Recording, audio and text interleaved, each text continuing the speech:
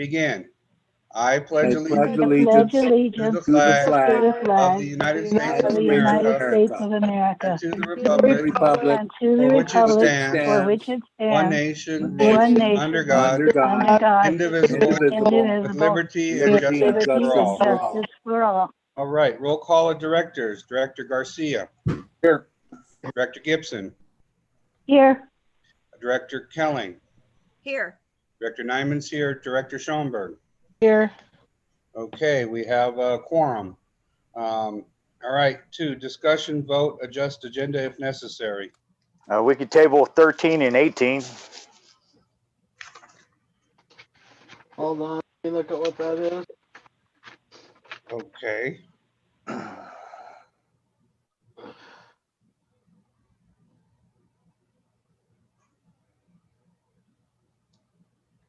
Okay, I'll move table 13, item 13, and item 18 until the next regular meeting. and 18, okay. Do I hear a second? I'll second that. Director Garcia has seconded it. Roll call of directors. Director Garcia, Aye. Director Gibson, aye, Director Kelly, Aye. Director Nyman's and I, Director Schoenberg. Aye. Okay, 5-0-0, motion carried. Okay, if there's nothing else, we'll move on. On to 3, public comments. Are there any public comments? Hearing none. Okay, 4, report of officers. The president, None. the VP, I don't have any. Secretary, I have nothing. the treasurer, Mine will come up in the ad hoc. okay. JPIA representative, nothing, okay. Okay, on to number 5, are there any board member initiatives? None. Okay, 6, on to the manager's report. All right, I wanted to, the crew handled 171 work orders, 5 mainline leaks. There was 13 after hours call outs, but most of them were not long-term. They were system alarms and such that relates to the power pole replacements. And I think it's going to come up, but if not, Tiffany had gotten the grant for the generators and I just wanted to congratulate her. I know we talked about it last time. I just wanted to say again that she turned that thing out in record time. She only had I think 4 days to get that knocked out. So she really rocked it. And then the crew has just really been, I don't know, for the last couple months, man, they're in a good mood every day. They come to work excited. My biggest complaint is that they're too excited, too happy in the mornings, and I have to quiet them down a little bit. So it's a good quality problem to have right now. So I just want to let you guys know that we got a great field crew as well as office crew. Great. Right on. And thank you, Tiffany. We really appreciate all the work you did on that. You're welcome. Johnny, there isn't a manager's report, right? Well, yeah, I actually didn't generate it. I'll do it on Monday morning and send it to you. Okay. To be honest with you, I got my meetings mixed up, and because we've had so many of them, and I forgot to do it. So I have the rough draft, just not the actual thing, but I'll send it to everybody on Monday. Okay, that's no problem. I just was wondering if I was missing something. No. Okay. Okay. Okay, A, discussion vote on application for water service. I think that's the one on High Trail, is it not, Tiffany? Yeah, that's the one. Yeah. All the maps that I have say that we cannot provide water to that site. Although there may be an indication that there's also a line there that's not on the map. So the only way I would feel comfortable approving that is if we can find the time to pothole the whole road and see exactly what's in that road. So I just wanted to run it by you guys that I'm gonna try to squeeze the time out. I'll notify the customers that we're going to need to pothole, but I'm not going to recommend we approve it until we do that. What does High Trail, where are we feeding High Trail from? Well, we're feeding High Trail from McGee, but it's just the most of the maps show just a No, 2-inch. What well are we feeding High Trail from? It would be from The Elm, yard. because yeah, the yard, because that pump. Yeah, I see what you're getting at. Yeah, it's from the main distribution from well 6. Okay. Yeah, it's just most of the maps indicate only a 2-inch, but I found one map that shows that a 6-inch could run part way, so it's too iffy to. I don't know. Maybe you guys know. I asked Tiffany the other day. What is our legal standing if we approve a will serve and then what we suspect in the road isn't there? Are we required to go ahead and run mainline? Yeah, I believe no. We're not required to run mainline. You would put on the application that it was contingent on mainline 6-inch being in the ground. Oh, okay. Yeah, I just want to make sure because that's why I'm really hesitant about saying yes or no on this one. So I'll just call them up on Monday and let them know that we need to do some potholing to And they find would out what's in the road. know. So it would fall under that stuff where they have to provide the main line, like it's a Yeah. mainline extension, and so Yeah. it would become under the mainline extension policy Yeah. if you don't have a big enough main line. So it's like you could approve it, but there would definitely be contingencies on the application. Yeah, that's what I thought. I was worried that if I believe there's a line in there and then there's not, and we approve it, I wanted to make sure that we could back up at that time. So I'll just always write on there. And when you do the new one, the one that we tabled, when you do the new will serve letter, perhaps that's something we need to add in there, that we believe there's the line, but if it turned out there wasn't, then they could either back out or they would have to do the mainline extension. Exactly. We need legalese in there, but that's part of my problem with just the application. So but did they submit money, or are you on hold with that? I'm on hold with cashing their depositing their check, their $200 Okay, good. check. Yeah. So I'd like to move that we not deposit the check yet, and that that Johnny contact the applicant and let them know that we need to pothole, and if there isn't a large enough pipe in the ground, that we would have to provide additional, there would have to be, they would fall under our mainline extension policy. Sounds good to me. I'll second that. Okay, Director Garcia, second that. Roll call of directors, Director Garcia, Aye. Director Gibson, Aye. Director Kelling, Aye. Director Nyman's and I, Director Schoenberg. Aye. Okay, motion carried 500. I feel lonely. I'm the only one that has a picture up.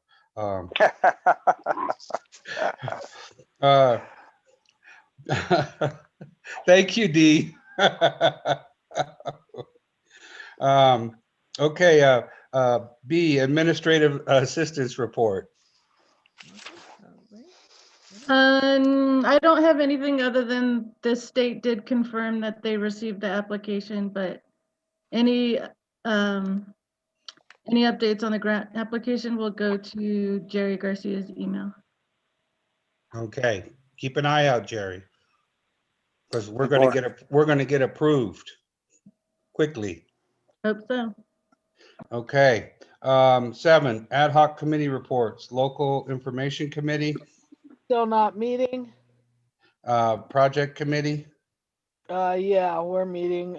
So, where do we start? Where are we at? Well, we're trying to, we need to get information still to Lawrence Sanchez. Lawrence Sanchez did give us a reply to our questions, and I believe that, let me see that, I think that comes up, yeah, it's gonna come up in unfinished business. Yeah, so we can discuss that. All right, I'll address it there, but I'm just gonna say that we need to upload a number of items, and we're still working on that. And did we get the, well, I guess that's gonna come up on here too, so I don't need to worry about the,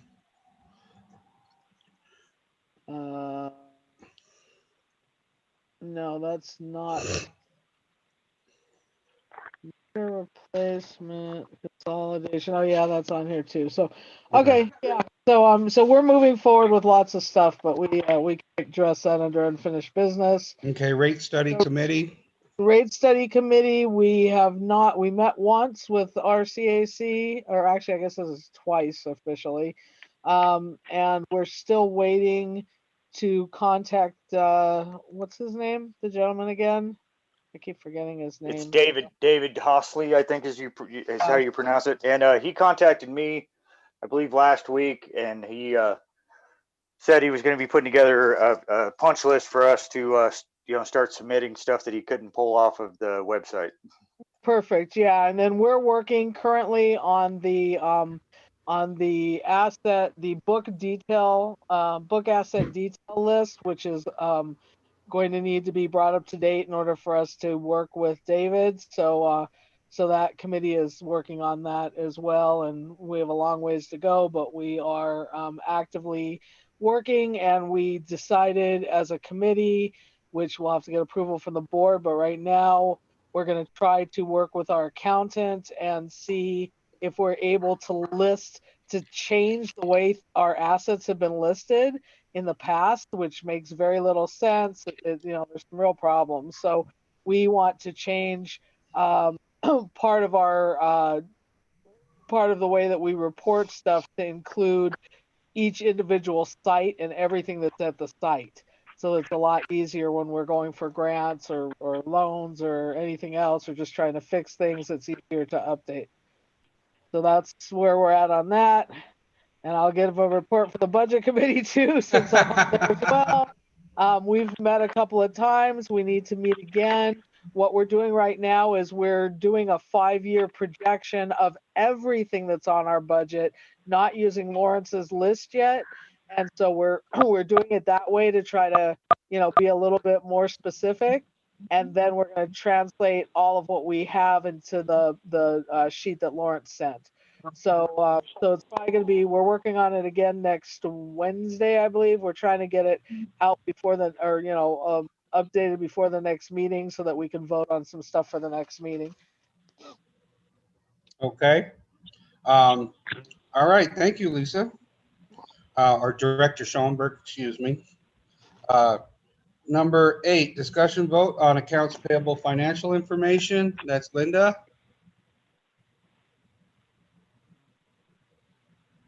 I don't think she's here yet. Hello, Oh, there she is. Okay. Hi, can you Linda. hear me? Hi. Yes, we can hear you. Okay, great. Okay, so the cash balances as of October 31, 2020, $1,952,289.74. The revenue operating account, $157,172.77. The total checks that were cut on November 12th total $49,838.04. New balance after that, $128,255.92. Also, I wanted to let you know that we did receive the insurance claim refund of $4,466.55 for the damage on the Toyota Tacoma. And we also received $906.86 refund on the health insurance. So it wasn't as much as we were hoping to get, but we did get something back on that. Also, there's a lot of different invoices that the auditors wanted copies of. So got that all taken care of, and those were sent to them on Monday. All right. Okay. Is that it, Linda? And that's it. Now we'll be back in town this weekend, and I'll either be in the office Sunday or Monday morning Okay, great. to cut checks for the Thursday meeting. Yeah, just to let everybody know, the California Bank and Trust bill this month was $12,755.83. That included the $4 $4,900 refund that we just got back from insurance. So we had to pay that up front. So we put it on our credit card. So we've gotten we're putting this money out, but we've gotten it reimbursed already. So we'll bring that down, $4,900. Well, Also- no, 4,400 because we have a $500 deductible. Right.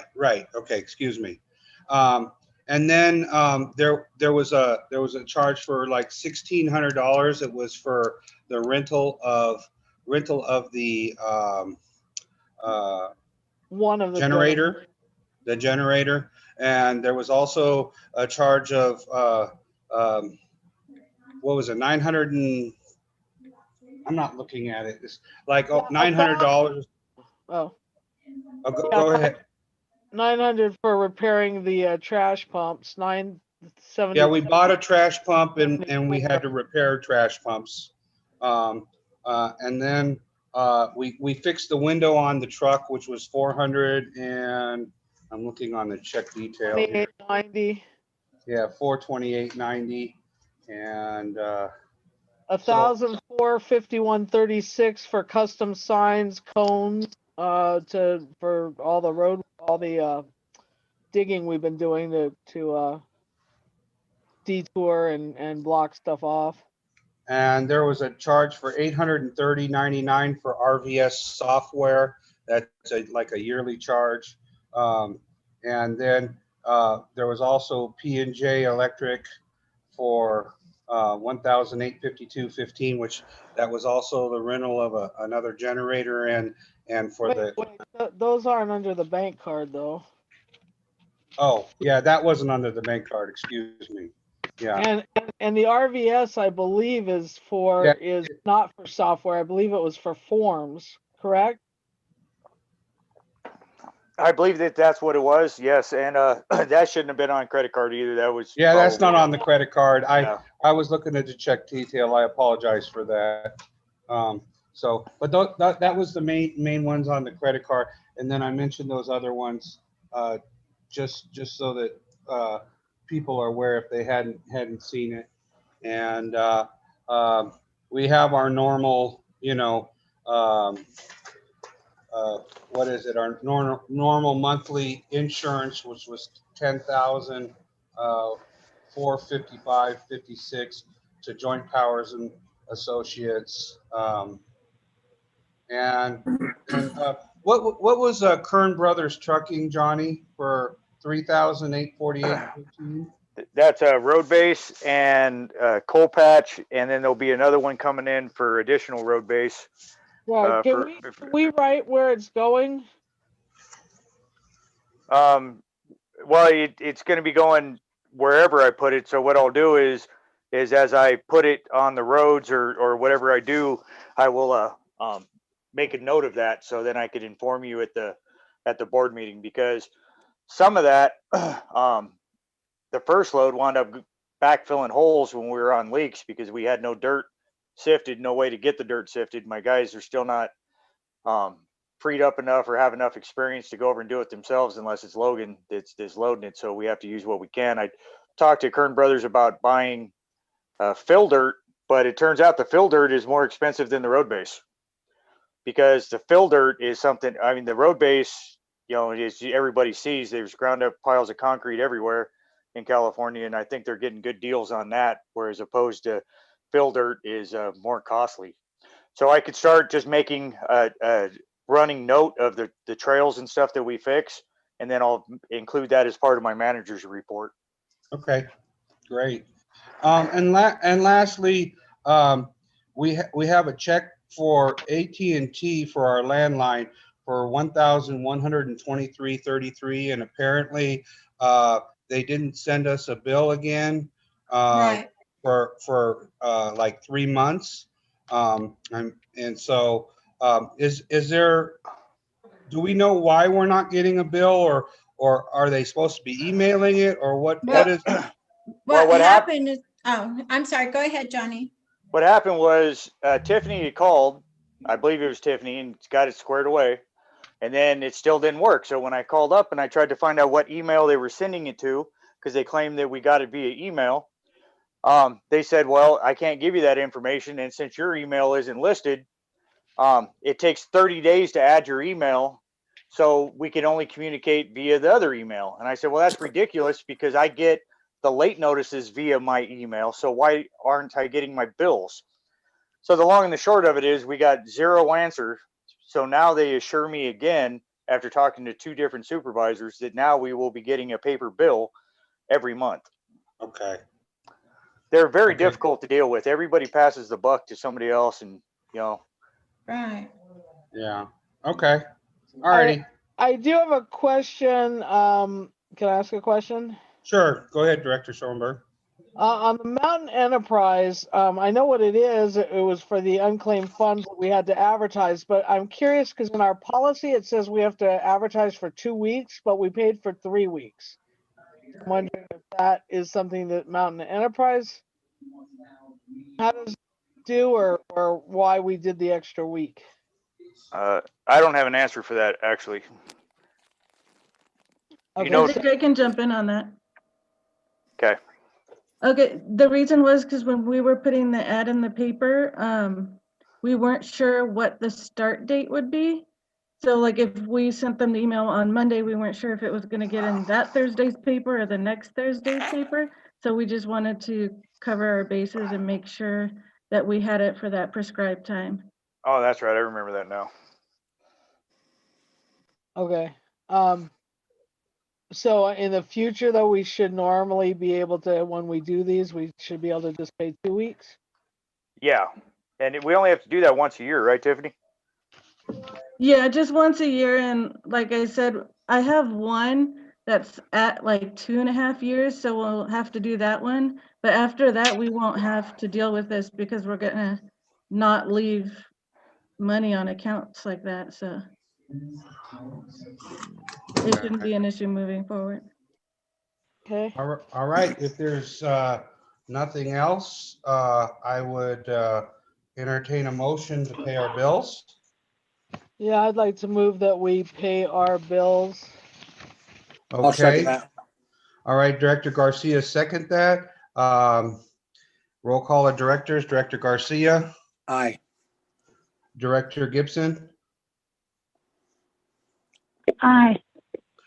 Director Kelly, Aye. Director Nyman's and I, Director Schoenberg. Aye. What? Okay, motion carried, 500. Okay, moving right along. Yeah, I got lost here. Just a second. Okay, number 9, discussion vote on 5-year budget projection. I think you're still working on that. Right, so what's happening, yeah, well, we need to carry that over to the next meeting. And then at that meeting, we're gonna try to present enough of it that we can get an okay, because Lawrence wants us before the end of the month. So, so we'll hopefully have a little bit more agreed on, and we're gonna have to, that's gonna take a minute, because we're gonna have to go section by section and then show you the form that we're sending Lawrence and get approval on that. So I don't know if we'll be completely done, but you'll probably have to give us a vote of confidence if we're not completely done with what we're doing. Oh, could we go back for a second to the accounts payable? Just, I wanted to say one more thing. Yeah, I had a couple of things too, so thank you. Yeah, the Voyager fleet that we get our gas, that we pay our gas, normally is around $700. The check is for $1,076.34. And from what I understand, we bought some diesel. We had to buy diesel fuel for, I believe it was the generators. And so that added another $286 to the bill. And I think we had another one for $130 on that bill. So that's why that particular bill is a little higher than normal. So, and what else did you have, Director Schoenberg? I have a few questions. So, one of them was on the journal entries, the general journal, for the period ending 31. And I just haven't been like checking this as much as I should, I guess. I started going back through some stuff, but on the current general journal, there's like a couple entries for over $8,000, and I'm wondering what those are, like in 8,000, 3,000, 2,000. 10,520, there's a 8,000. I'm wondering what the adjustments are. Let me look and see what that is when it's budget meeting, budget. Oh, let me go back. I'm bringing that up right now. 1 second. First page, the reconciliation summary, the first page of the reconciliation detail. Okay, I'm looking at the journal entries and there's the one that's, There's a couple for 8,000. There's one for 8,393.82 and one for 8,000. oh, those are payroll. Oh, okay. So we Those are the net payroll checks. okay. And so why are just so I understand, since you may be leaving at some point, why do those come in as general journal? Because that is not done within our system. That is done through ADP. So I have to take those totals from ADP and put them into QuickBooks, just like I do with RVS. I'm taking it, that's the very first journal entry you see, and that is taking the RVS information and incorporating that into QuickBooks. And then the payroll, I have to do the same thing. Otherwise, those figures never get into QuickBooks. The RVS, shouldn't that be a plus and not a minus? No, because income is always a credit. So the accounts receivable increased by 115,205.37, and then of that 102 was residential, 11,000 approximately was business, plus the reconnect fees, the administrative fees, and bad debt. So you see that. I'm not seeing that. I'm looking at. Okay, there's a report that explains, it's called the journal entry report. That's included with the report, with the document you received. And it's called Adjusting Journal Entries for the month of October 2020. It's the title of it. Right, but okay, so wait, but so separately, so those aren't on the reconciliation detail. So on the reconciliation detail, those are all payroll that handled through ADP, but that you have to do as a journal entry. That's correct. Okay, I just want to make sure that I understand that. And okay, and then because some of them are listed as ADP, I mean, there's like two that are listed as ADP that are checks, 210 and 115.41, and then the rest of them are these journal entries. So I was a little Right. confused. The 210, those are the service fees for the retirement fund. Okay, so those That's are the actual fee. checks And that then we- the ADP retirement plan, the $230.25, and there's also a $232.09. Those were the amounts actually paid, deducted from the employee's check and paid on their behalf through ADP. Well, it's not a retirement plan, it's a 401k. Well, it's called a retirement plan. A 401k is one type of retirement program. It's a pension program. Yeah, that's correct. Okay. Okay, and then you're talking about the journal entries under checks and payments, new transactions? Or what's the difference between those? Is that they're landing on a Well, because I get it, because they landed in November and not October. that's correct. Okay, and then so I get all that. So then where were you talking about the? Well, the actual detail of the journal entries, because you only saw the part that affected the cash account because you're looking at the bank reconciliation. But to see the entire journal entry, that's on the report that's called Adjusting Journal Entries. Yeah. Okay, I understand that, but it's just that I don't see what it is. There's no way for me to physically see I mean, it doesn't say payroll on there, right? Or, Well, I used to provide the report, but you guys had me quit doing that, the actual payroll report, because of the people's names and all that. So those are available at the office if you want to see them. And Johnny can also bring those up on ADP, because these figures come directly from the ADP reports.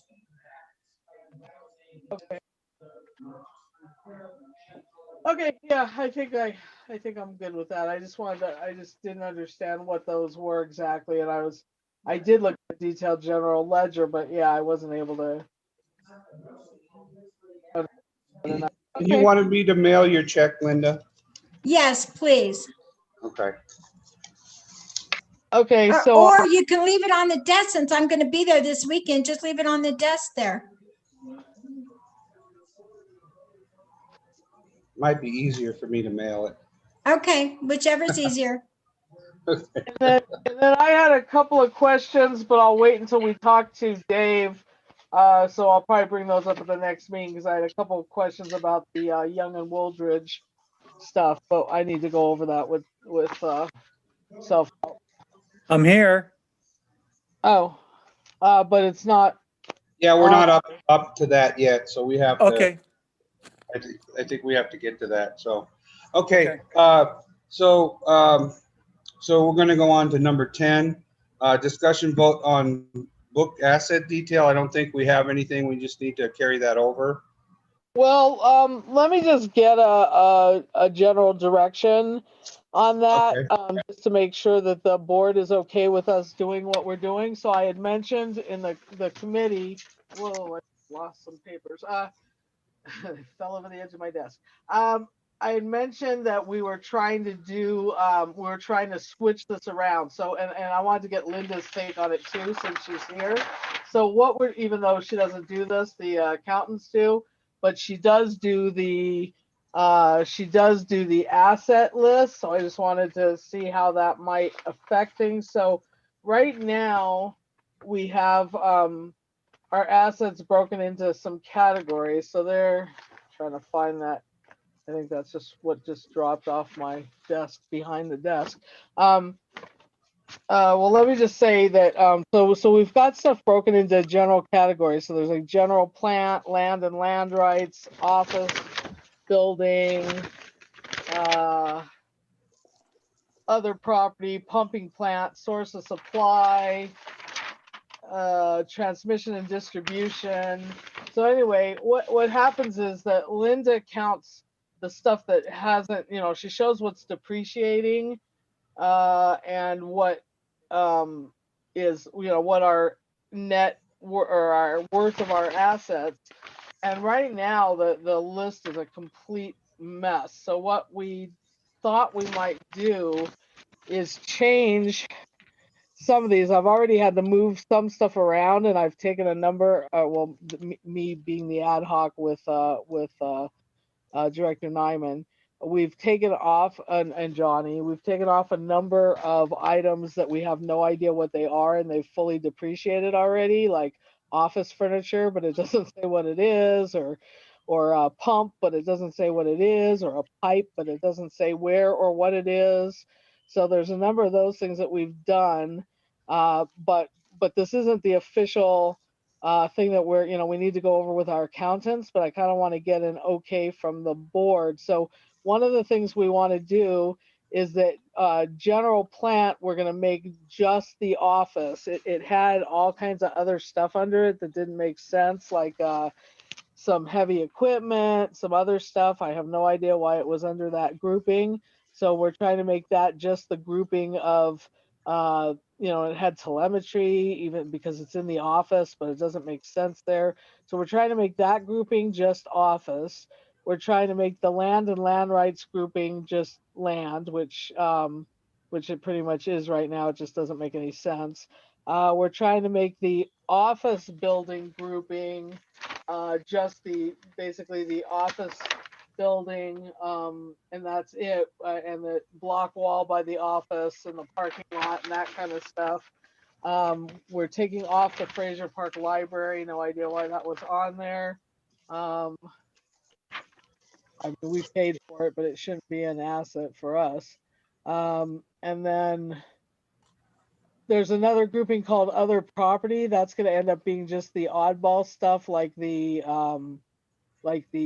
signage project. And the other stuff's going to move elsewhere. There's pumping plant, which we're going to try to take away because it doesn't make any sense, because the pumps and the boosters and stuff are actually part of each well site. And so by a tank site. So we need to actually kind of change that. So I'm going to have to ask I don't know. I think we need to ask the accountants about that to see what how they can track it if we change that. The source of supply, what we're doing is trying to put all of the various wells in there, springs in there as sites. Right now it had extra stuff that didn't make any sense. And then the transmission and distribution, we're trying to just do the pipes. So so it would show all the pipes in the ground. If we ever can figure all that out. And so when we put in new piping, it would be listed there. And right now it has all kinds of other stuff in there, like the tanks and stuff. And then we were trying to put all of the tanks and all of the wells in a new category that basically lists them site by site and everything at each site, so that the stuff isn't all spread out, and fencing and everything is in one area, so we know what we've replaced when and what needs to be replaced. And then the utility plant, we want to change to corporate yard, and it would be everything in the yard. So that would be a site in itself. And then we have vehicles, which is fairly accurate, and heavy equipment, which I took some stuff off of the other categories where things were in the wrong place. And then special tools, which is a new category, which would be all of our more expensive tools, like the handhelds to the radio detection locator, pipeline locator, basically the trash pumps, stuff like that. So I just want to kind of get you like a sort of go ahead for the ad hoc to go in that direction, and then we need to consult with the auditors and see what we can and can't do. And I wanted to get an idea from Linda if she thought there might be any issues with that. And I tell you, I like the idea and what you're recommending, because a lot of these a lot of the amounts here were way before I started, and a lot of these things probably aren't even applicable anymore. So no, I think that's a great, and I like how you're looking at dividing them out. So it sounds good to me.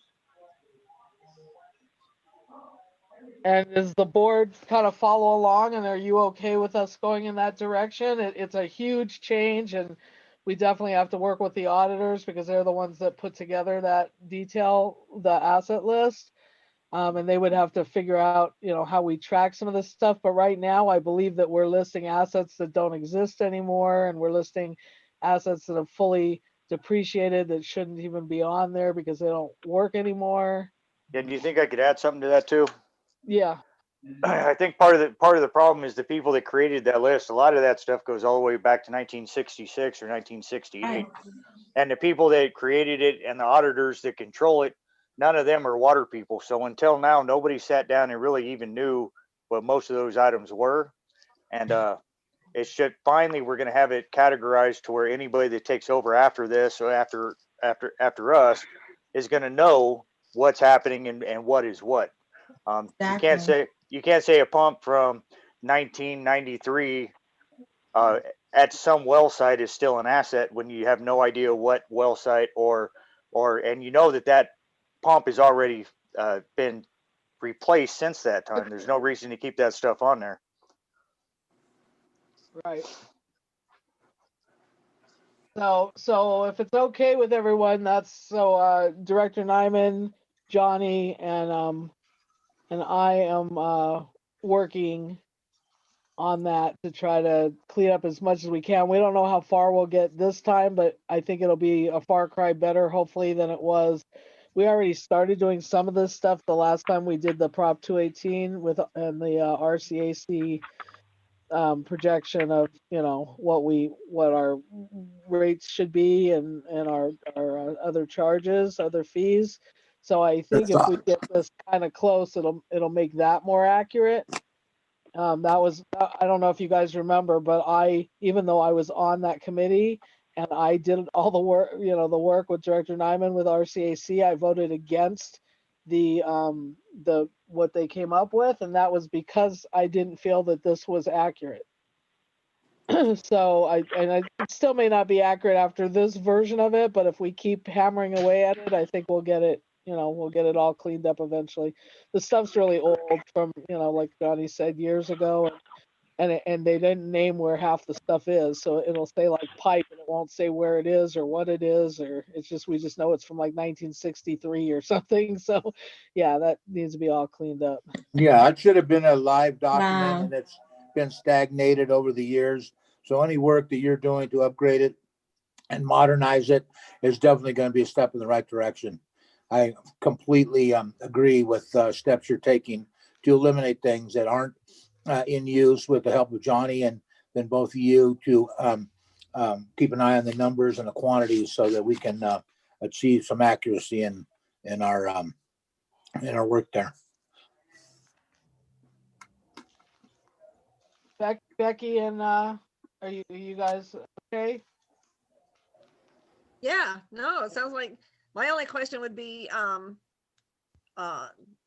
working with the auditors. It seems like sometimes that's hard to do. Well, we are, I already sent an email to Scott. We're in discussion about it. So they come up, our big problem, and they already know about this from the last time we tried to do this. I had a complaint because what they did on all 3 grants, the big grants that we got, grant loans, they just called it a grant loan.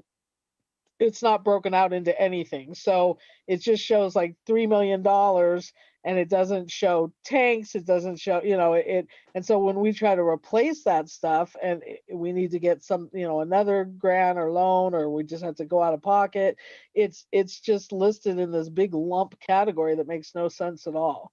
So it really we need to somehow break that out so that, it's, and it's hard because they already started depreciating it as a big lump sum. So somehow under that big lump, it needs to have codes or something that tell it when we break stuff out to each site that say, where everything is or what everything is.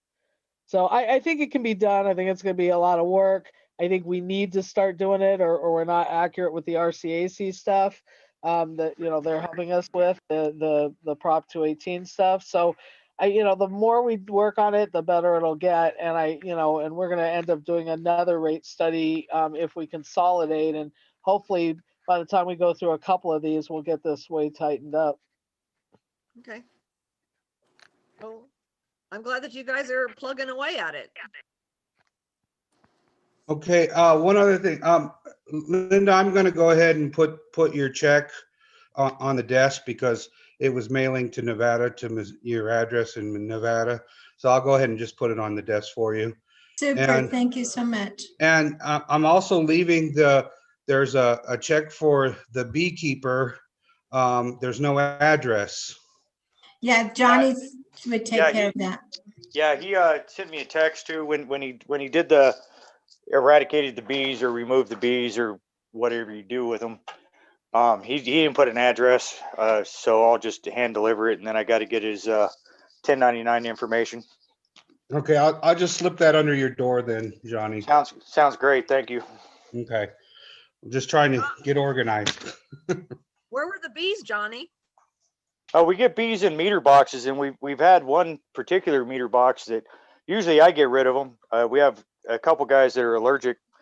Yeah. And then other people just don't like to get stung, nor do I. But I've they get in the meter boxes and they actually put honeycombs in the meter box lid, and and then they'll fill up the box. Well, there was a couple that were particularly aggressive, and they would, as soon as they seen you, they would fly out and sting you. So we never had a beekeeper before. Now this guy, he'll do it for $100 a hive, and so we'll be using him more in the spring and summer when it becomes an issue. Okay, I wish I knew about him when I had bees inside my wall. Yeah, and he's one of them was on Pico Trail and one was on North End Trail. The one on Pico Trail was we used to have a beekeeper working at the water company, a novice beekeeper, and she walked up and got stung as soon as she was there and turned around and said that they were too aggressive for her. So I'm glad we found some. This guy, he went out there, he didn't even have his bee suit on. He just went out, got stung a bunch of times, took the bees out and removed them and took them somewhere else. So I think he's a winner. okay. If you guys want to save money on bees, you can, if you want to Point. eradicate them, you can do a soap mixture with water, like just regular soap, dish soap, mix your water, and it'll kill them in about 20 seconds. Yeah, I Yeah. thought about doing that, but right now with the big bee crisis that I hear about all the time, I'm trying to not do that unless we have to, but I will if I have to. You're just beehiving, so. Yeah. Okay, guys, point of order. Okay, I would like to go back to the manager's report for just 1 second. There's one thing I wanted to bring up. Sure. I've seen on social media, and I've also had a couple people approach me about, they said for a couple months their bills have been the exact same amount, and I'm assuming that those were estimated. Nope. And I'll tell you what happened. And one of them that was the most vocal and nasty on that social media conversation, I got tagged in by my mother-in-law, and it actually caused me to remove myself from that bulletin board, because that lady, her meter the two places do read the same. I've gone out myself. I went out last year. I went out a couple years ago, and it's the same usage, but they're the same size houses. They got the same amount of people living in the houses, and people become creatures of habit. And if I go out and I determine that they are using water, that the meter is reading, it is increasing its reading, there's no way that there could not be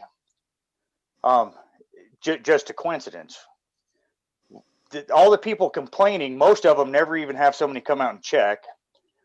Then when we do, they still deny what happened.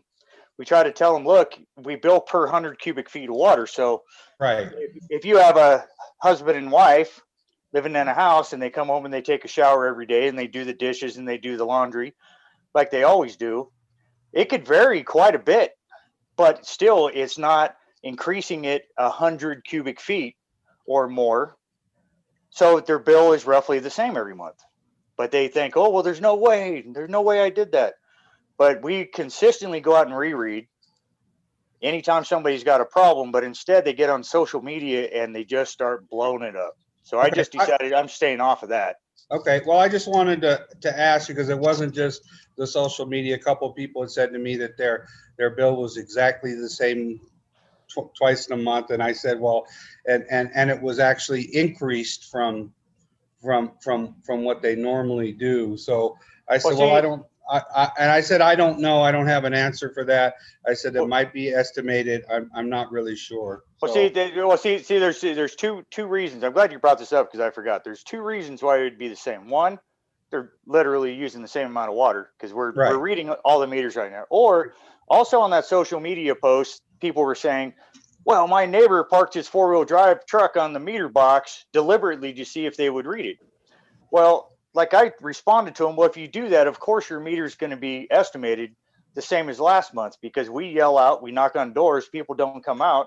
So these people that are complaining are deliberately creating the environment where their meter is going to be estimated because we can't get to their meter. So all I tell people is to personally, like I said on that media post, if they seriously think there's a problem, to call and request me, and I will personally get an audit and I will go out and read their meters.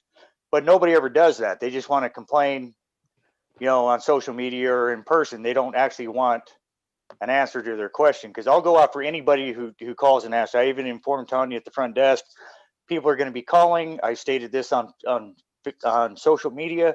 All you have to do is just give me the name and the number. I'll go out and meet with them. Not one person since that time has called. Yeah, no, I get that. I understand that. So, okay, great. I have one question about that though. So Johnny, a while back and multiple times actually, and I know that you had said at that time that you didn't know how to do it on RVS, the previous, because we had new people at the front desk, but are we now writing when it is an estimated bill? It's supposed to automatically do that. And I know that Tiffany was working with Tanya on that, and it's supposed to automatically put it on the bill as estimated. So I don't know what the hang up was on that, but there's very few estimated bills nowadays, unless we get a major snowstorm or something, and then it becomes an issue. But most of the ones that are estimated are people that are supposed to call in their reading because the meter's in their yard and they never call in. I created a posting notice saying you have to call us, and they post them. And then the few people that don't get back to us, then we have to estimate them. But I'll have to follow up again and make sure that the bills are stating estimated on that when their bill is estimated.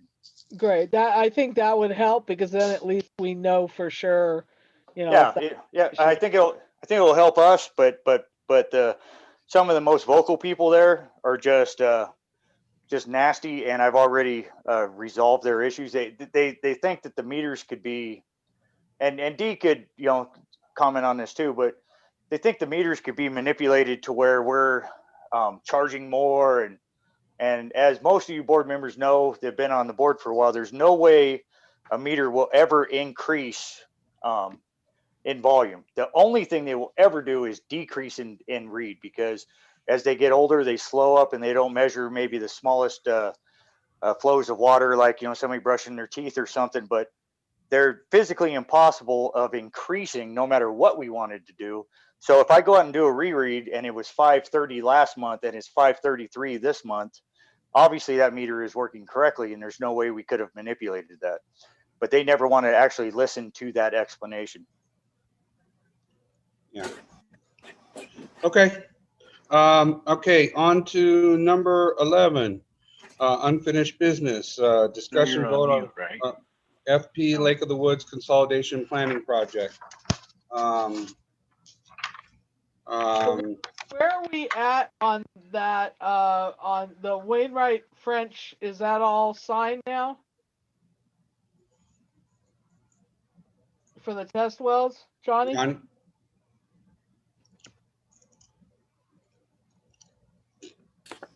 Are you there? Johnny? Did he drop off? No, he's there. He's there. He's muted. Did I hear my name called? Well, we called Johnny, but I know there was one signature missing from Emily Rainwhite. Were we able to get that?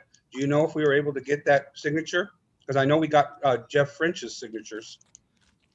Yeah, well, we got Emily's. I thought it was Jeff's. Well, what happened, Dee, from what I understand, is that there was 3 pages and there was 3 different pages that were supposed to be signed. Emily only signed 2 of the pages, and she didn't sign the 3rd page. And then yeah, that's correct. And I have to get her to come back out. When I got her business partner to sign it, he had said that she could sign for him. So then when he came, I said, well, maybe you could sign for her, and then he wouldn't do it. So it's still hanging on my box. I got to get her to come back in and sign that other page. Okay, hopefully we can get that done. I know you've been super busy, Johnny, but I want to get that wrapped up, even though we're waiting until, to drill until the spring. But yeah. I don't want something to happen and then we don't have. Hello. Yep. Yes. This is Becky. Yes, Becky. And I'm going to have to check out right now. Okay, I can no longer handle Okay. this meeting. all right, all right, feel better. Okay, are your kids there with you, Thank Becky? you. Your kids are with you, What? Becky? Your kids Is are with you? somebody there with you? I'm sorry, what? Is there someone there with you? Yes, there is. Okay, just checking. Okay, All right, feel better. Okay, yeah, feel better. thank you. Okay, goodbye. Bye.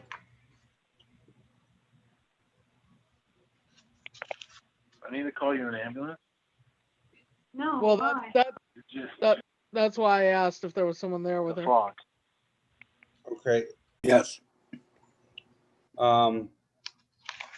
Okay, anyways, okay, Johnny, I know you'll get it taken care of. Yes, sir. I'm sorry, I'm a little, 12, discussion vote, update on meter replacement and well 5 emergency replacement project. Okay. Okay, this discussion. is Go ahead. Oscar. Hey, Oscar. I can give you guys some updates. Okay, I've spoken to Dee about the plans and specs, and some emails. So he said he was going to get back to me once the format was changed on that. Also, the TMF assessment that Lawrence was requesting has been uploaded. Just waiting on the contract, but I see that it's on the agenda for the engineering contract for services.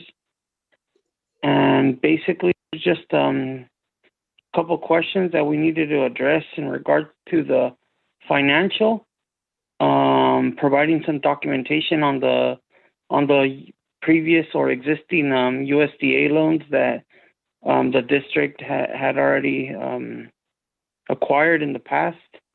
And I think they just want to see some paperwork on it. Oscar, what do you need on that? Because that's something that Tiffany or Linda could give Tiffany, or Tiffany could look up. Because that we have bond books for, so we have all the information on it.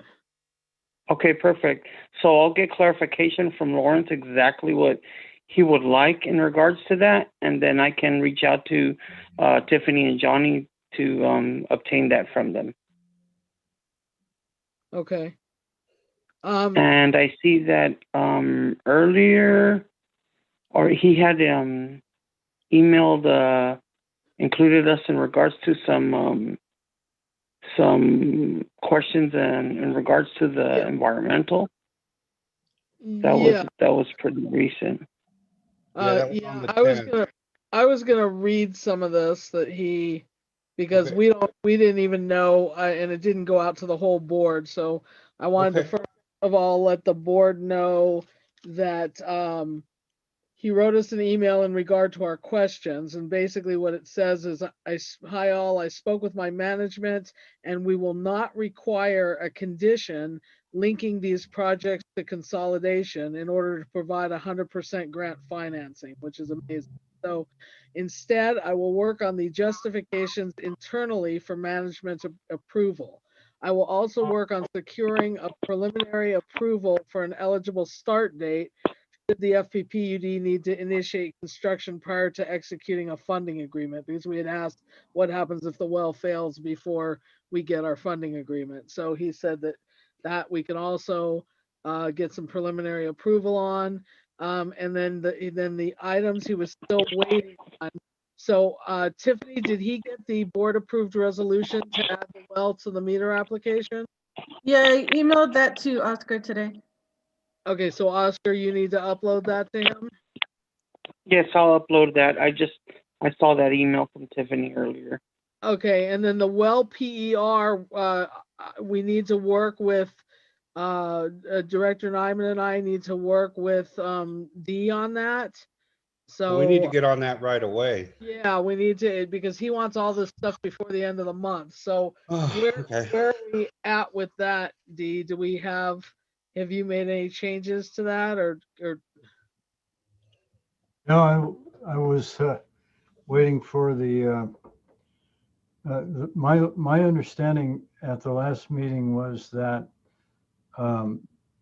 we were going to meet as an ad hoc committee and make the changes together to that PER, that Okay. one that would be suitable for the state. So we haven't done that Okay, yet. so we need to get that date and we need to do that like as soon as we can.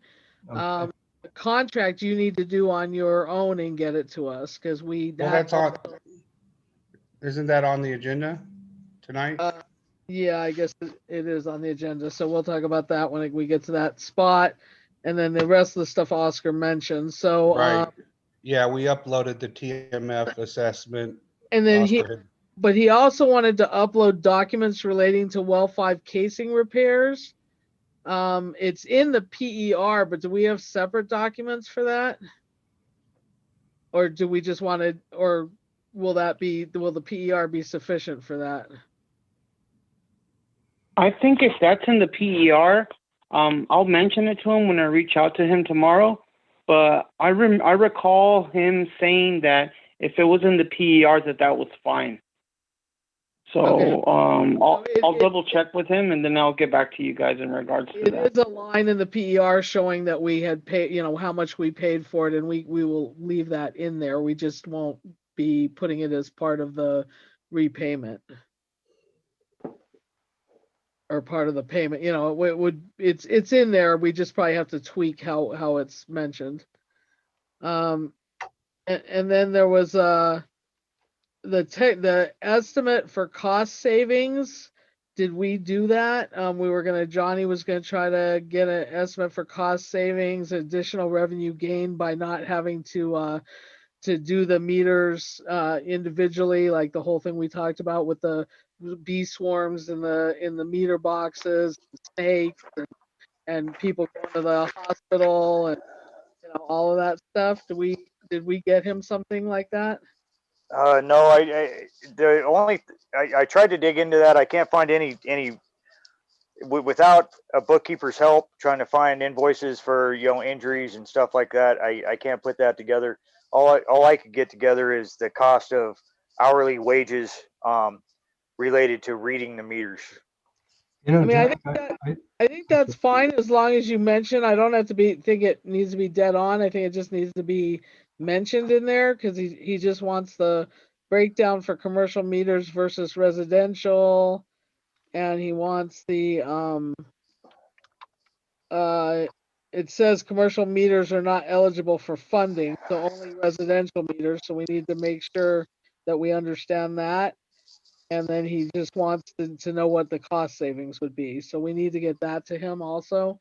I'm just reading all this stuff because he keeps asking for stuff and we're not getting it to him. So Well, see, and it's some of the interesting things about that is we have roughly 77 commercial accounts, but a good majority of those are actually residences where there's no business that for some reason they're classified as commercial. They have 1-inch meters, so then they became commercial, but they haven't done any commercial work there at those sites for a long time. So I guess we may end up having to come out of pocket for 77 meters because they're that doesn't make sense. We need to reclassify them if they're not really commercial because residential can have 1-inch also. Residential can be 3/4 or 1-inch. Oh yeah, and I know, that's what I'm saying, and it's the same money, but it's never. I don't think it's ever been addressed because it's never been an issue until now when we're going to replace them again. So, right, well, we need to identify that and get on that as well. So we need to identify which those are. All right. Okay. So basically, he's asking we provide all that stuff I just mentioned by the end of November, because he can't do anything until he gets all the rest of that stuff. So various people are working on each of those things, but yeah, I did already send Oscar back on October 15th the estimate in wages to read the meters. So other than that, again, if we need to come up with something else, then I guess I need to work with somebody that knows where all the files are and how to implement it. What it said in the email was it costs approximately $1,880 per month just in hourly wages. It also costs money for workman's comp injuries that we've had in the past. One employee tore his ligaments loose by trying to jerk a lid off a for meter box. So, So that should be fine. I mean, did we upload that, Oscar? And did he acknowledge that he got it? No, I haven't uploaded it. I remember forwarding it to him, but I'll speak to him again to see how he wants me to upload it. Okay. As what kind of attachment to that. And now Yeah. that you mention it, I do recall that email, Johnny. Yeah, he was saying to upload everything because he wanted it all showing up in one place. We just have to find out how we do that for each item because he wants it all to be in one general place so that when he's, you know, like doing whatever he needs to do, that it's easily found. So we're moving forward on all that. I think the big thing is that we definitely need the contract from UD like ASAP, and we need then DU and Director Nyman and I need to make a date to go over the PER and get that fixed up. Yeah, so I think the PER, the well plans and specs are some of the most time-consuming things, I would imagine. So, if we can get that as soon as possible so that I can upload it. Yeah, and then we're working on the budget, and we're going to try to get that by the next meeting. I don't know if it's going to happen or not, but we're trying. So. Okay. Yeah. There's also one more email, Lisa. Yeah. He says updated requests on environmental packages for the 2 projects. Oh, right. That is DFA is seeking to fund the project under one agreement, but for internal tracking purposes, we'll assign a project number for each component. Please respond to the following along with other requests in this chain. Meter project. Confirm official project title. Is it the same as the NOE, Fraser Park Public Utility District Meter Replacement Project? Will there be any ground disturbance? Estimate the number and footprint of meter boxes that will be needed to be reconstructed. Estimate the footprint of disturbance at the 3 well meters.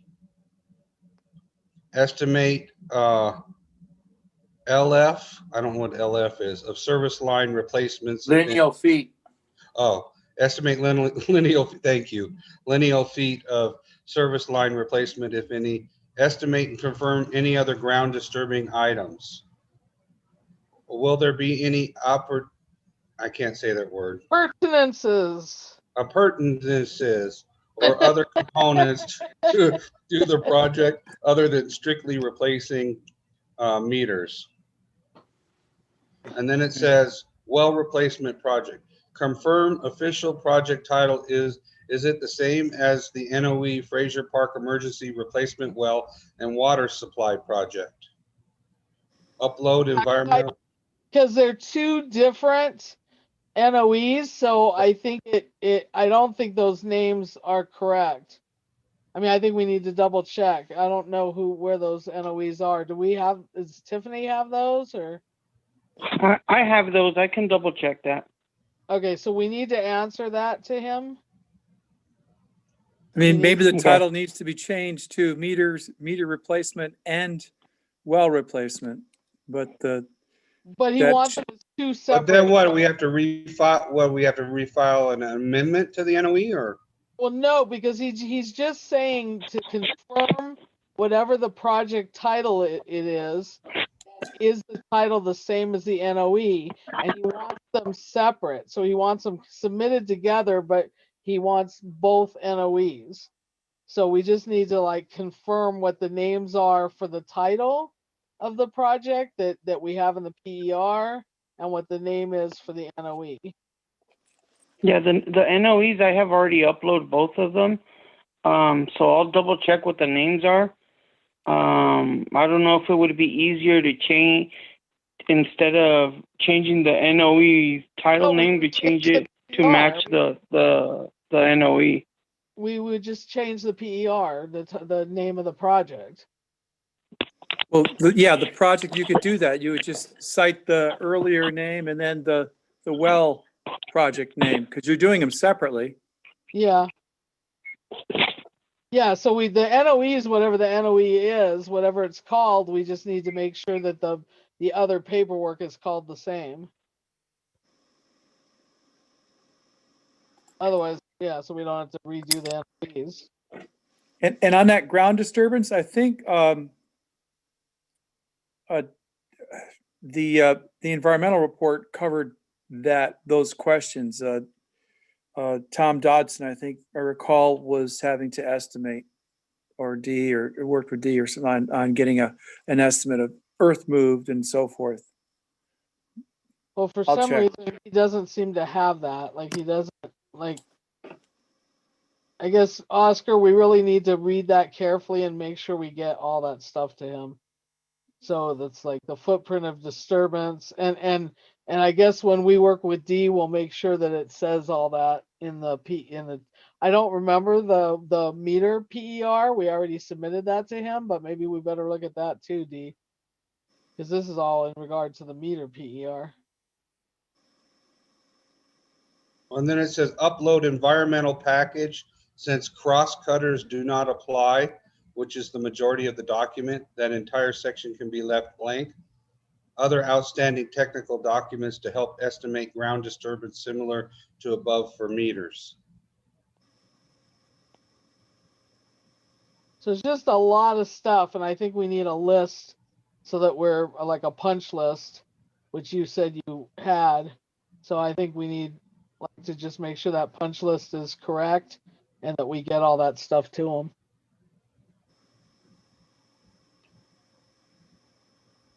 Just he's asking for a lot of stuff that I think we're missing still. Are you okay with that, Oscar? Yeah, I'm okay with that. Okay, I just want to make sure that, you know, we're on it. So, you, I guess I'm not totally understanding. So the NOE has each name on there. So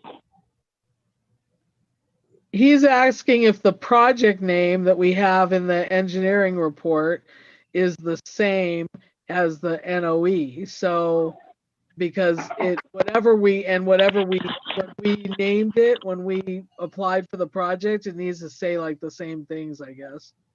So he's wants to make sure of what the NOE says to make sure that they match. So the NOE for the well replacement says Fraser Park Emergency Replacement Well and Water Supply Project. That's the title on the NOE. Fraser Park Emergency Replacement well and water supply project. And water supply project. And that's what he has in the email.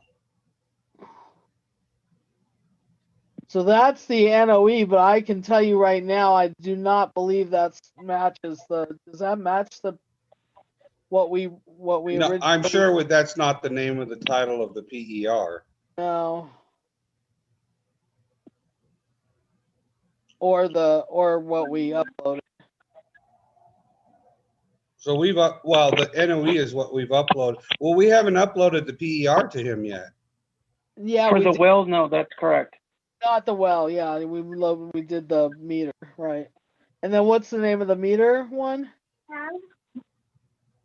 Let me try to let me bring that up. Give me a sec. It's probably Fraser Park Public Utility District Meter Replacement Project. Oh, which is what he has? Which is what he has. It is Fraser Park Public Utility District Meter Replacement Project, correct. So that one's fine. Yeah.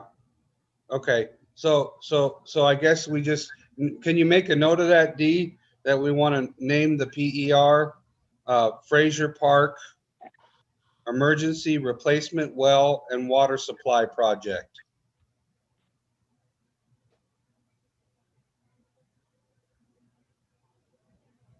And when you uploaded, Oscar, the PER for the meter replacement project, what does that say on it?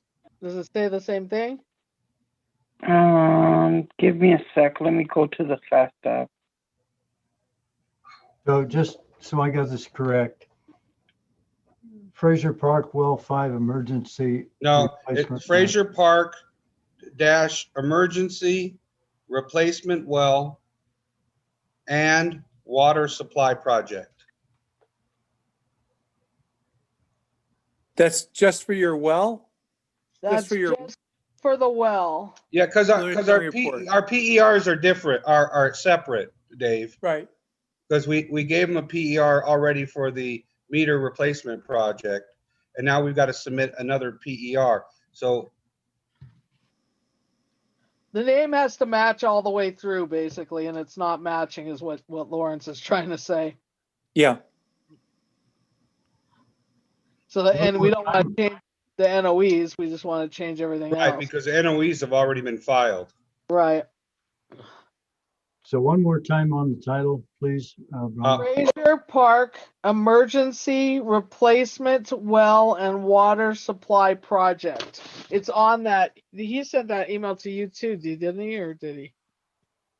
Let me see. Yeah, he's on there. It's a email from Lawrence on the 10th of November. Mhm. So for the PER for the meters that I uploaded, it's Fraser Park Public Utility District Preliminary Engineering Report Meter Replacement Project.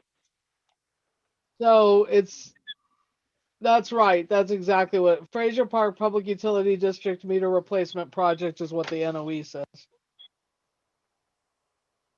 So that one's So- fine. So we're So good. Yeah. yeah, that one's good. It's just the other one. So But we he were- was asking you what you want to call the whole project, the project where those combined two projects are in.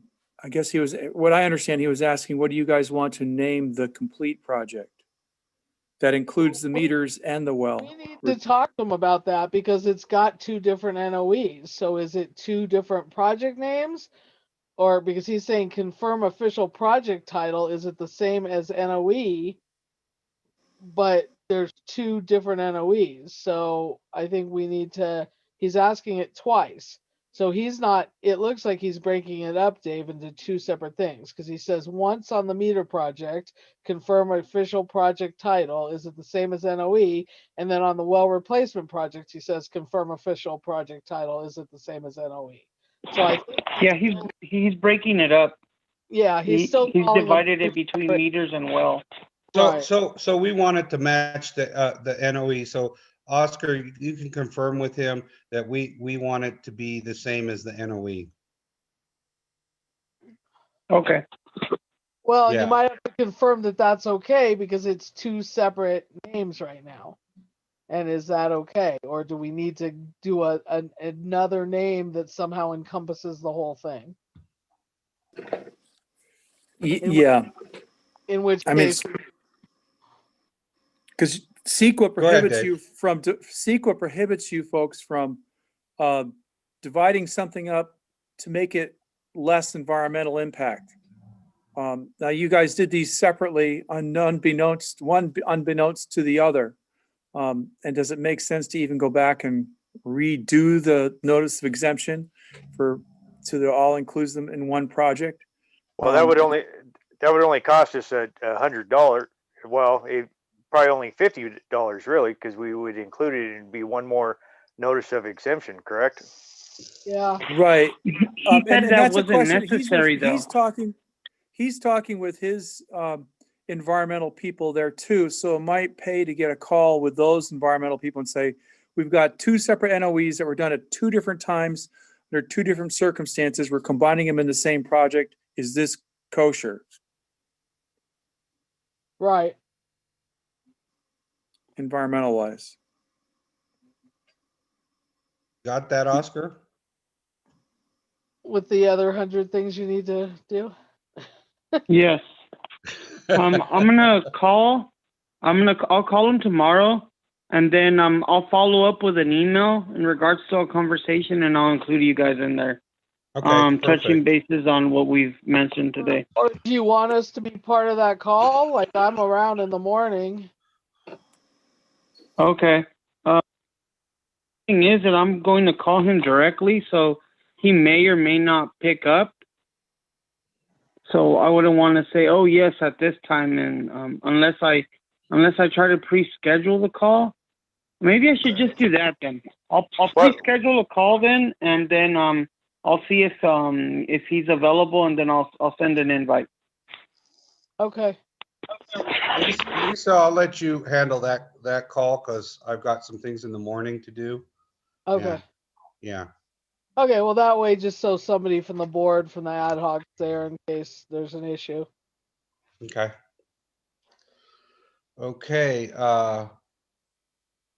so we've discussed the amended PER. We're on to C, vote on contract with D. Jasper and Associates. Which we don't Okay. have yet. No, we do have. We do? Isn't that what this is? No, No, we don't have that yet, huh, Dee? right. We'll put it together. Johnny and I were talking about it a few hours ago, and we'll get it together. Now, Oscar, I want to know from you, and maybe you don't know the answer, but is this going to be, I mean, we can put together a contract with an estimated amount for the design and the specifications, the bidding for the meter replacement project, plans and specs, and then go through the bidding process. But this does not include the actual construction of that. What we're talking about is the design and plans and specifications, right? To my understanding, yes. No, I thought all the plans and specs have been done. Yeah, plans and specs have been done. The PER has been done. Well, you've done the plans and spec for the well. Done them for the well. Oh, yeah. I'm talking about the meter. Yeah, I thought you had, project. I thought you No, had we've done got Well, yeah, let me clarify. No, the Let me- plans and specs for the meters are done. I uploaded that. The plans and specs that I need is for the well. Okay, and let me, yeah, that's right. We did those. But the plans and specs for the well are in the format for the USDA. And so what we're doing is we're converting those from that to the standard set of specifications that we use for the district for these kind of projects. So we're doing that as quickly as we can. Okay, well, we need to have it before the end of the month, Dee, because I mean, all this stuff we need to have uploaded to him for him to expedite this. Yeah, that's plenty of time. I know, I'm just emphasizing because I don't want to get to the end of the month and we don't have it. Isn't what we have in the USDA for that basically the same? I mean, the only stuff we really need to change as far as my understanding, because I thought you already had basically the plans and specs for the most part. I thought the only thing that we really needed to deal with was the, all the weird financial stuff. Well, USDA has their own boilerplate that's different from the state Okay. because it's a federal program and they have their own funds. So you might have to adjust that to fit the boilerplate that the state wants. Okay, Yeah, got it. we actually throw that out and do the other set of specifications, Dave, is what we do. So we use our standard set of specifications that we use for the state grant projects. And we don't even, we just completely throw out the federal boilerplate. It's a completely different format.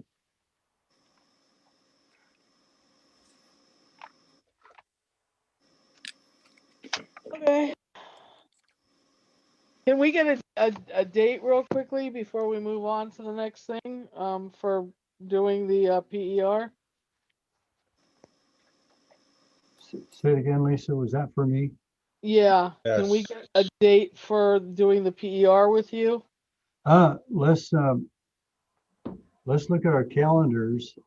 Do you have time after, because you have to be on that meeting with us on Thursday the 19th, the regional water project meeting?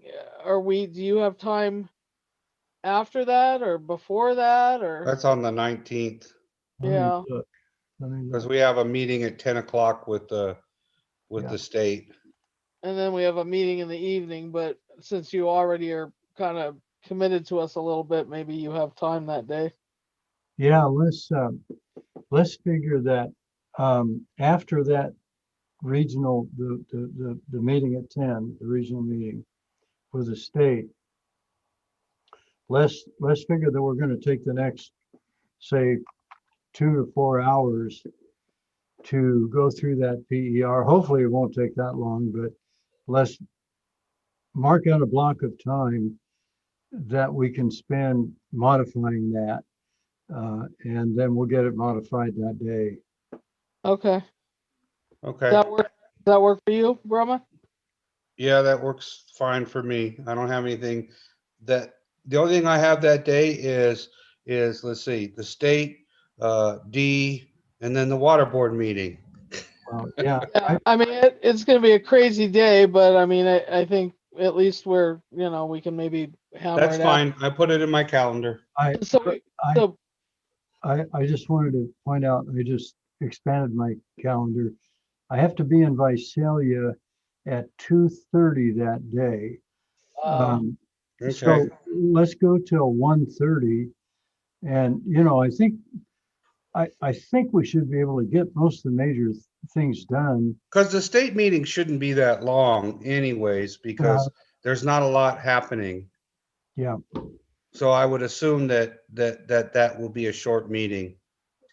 okay, well, we'll go till 1:30 that day. That sound okay? And then if we need Yeah. any more time, we'll follow it up the next day or as soon as we can. Yeah, Okay. I mean, Friday I'm open, that Friday I'm open, if we, I'm open that Friday too, so I'm just gonna put it down starting at 10 o'clock just in case, and that gives us so I don't book something else, 1:30. Okay, let me, or any time. Just throw out a time, D, since Director Nyman and I are both available. okay, I've got it till 1:30 that day, and then Friday, I think Friday's open too. Let me look.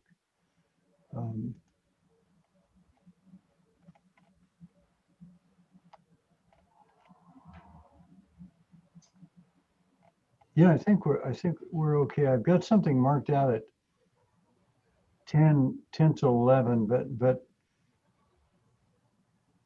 it's not identified. It may have been a meeting that got canceled. So we've got Friday if we need it. Okay. I'm gonna put noon. Yeah, so let's do noon. Okay, I'll just say noon on Friday. okay, And then if we don't need it, we can cancel that. sounds good. Okay. Okay. And then that contract you'll have done next week, D? Yes, I Not think, that you don't have anything to do. no, I was just wanting to make sure I got the right things covered, but it sounds like, so Oscar, so what is this contract for? We already did the plans and specs. So is it for the project itself, all of the CM on that project? Is that what well, wait a minute, I'm getting mixed up. We already have the plans and specs done. So that was done under a previous contract with self-help, right? Yes. Now it's starting to Well, originally we did it with what was Tulare paid for the well 5. That was the Irwin money. That was their money. I'm talking about the meters now. Yeah, the contracts for the meters. Oh, it's the contracts for the meters, not the contract for the well 5. Right. Correct. Okay, I was confused. Well, yeah, I think There's so much going it's on. getting late. And it's only 7:30. It feels like 10, but anyhow, so Oscar, what do? We did that, the plans and specs for the meters under a contract with you. And so what do we need Because I think, yeah, I remember we had a conversation, Lawrence was part of that. And he said, if you have had a contract with Self-Help, that's sufficient. And all we had to do is provide a copy of that contract. Isn't that right, Dave? Were you part of that? Yeah, but but the self-help part didn't cover anything during construction or like inspection or contract management, stuff like that. Right, So right. And is that what this new contract will be for? That's my question. I think that's what it would be for. Going forward, what do you need, what engineering work do you need to cover for the meter and the well? Whew, okay, okay. And we combine those or do we separate those two? They're sort of separate projects, right? Yeah, I mean, they're sort of separate entities, but they're under the same funding proposal.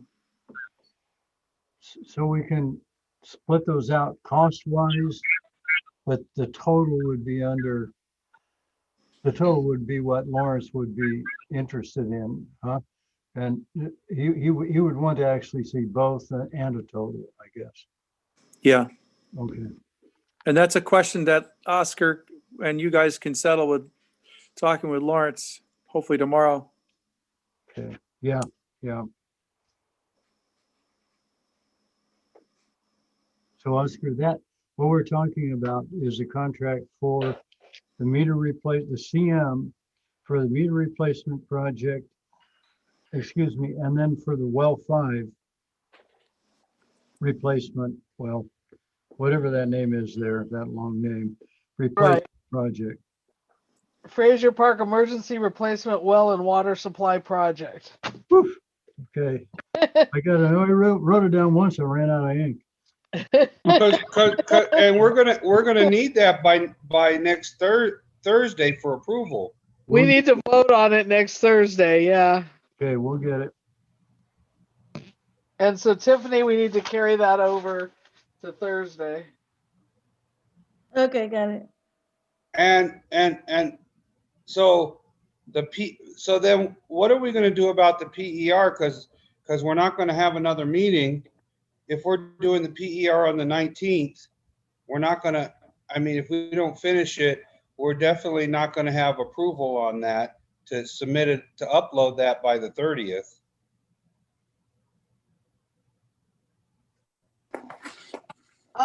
Do we, yeah.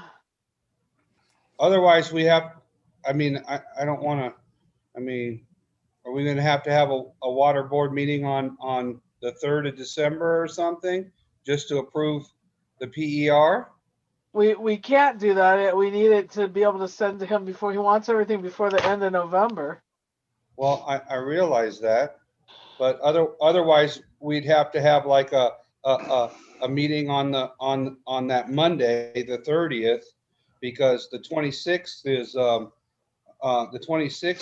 is Thanksgiving. So we either meet on before Thanksgiving or we meet after Thanksgiving. Well, we're meeting on the 19th, so we might have to just hammer it out as much as possible, and then have the board approve it in In theory. Yeah.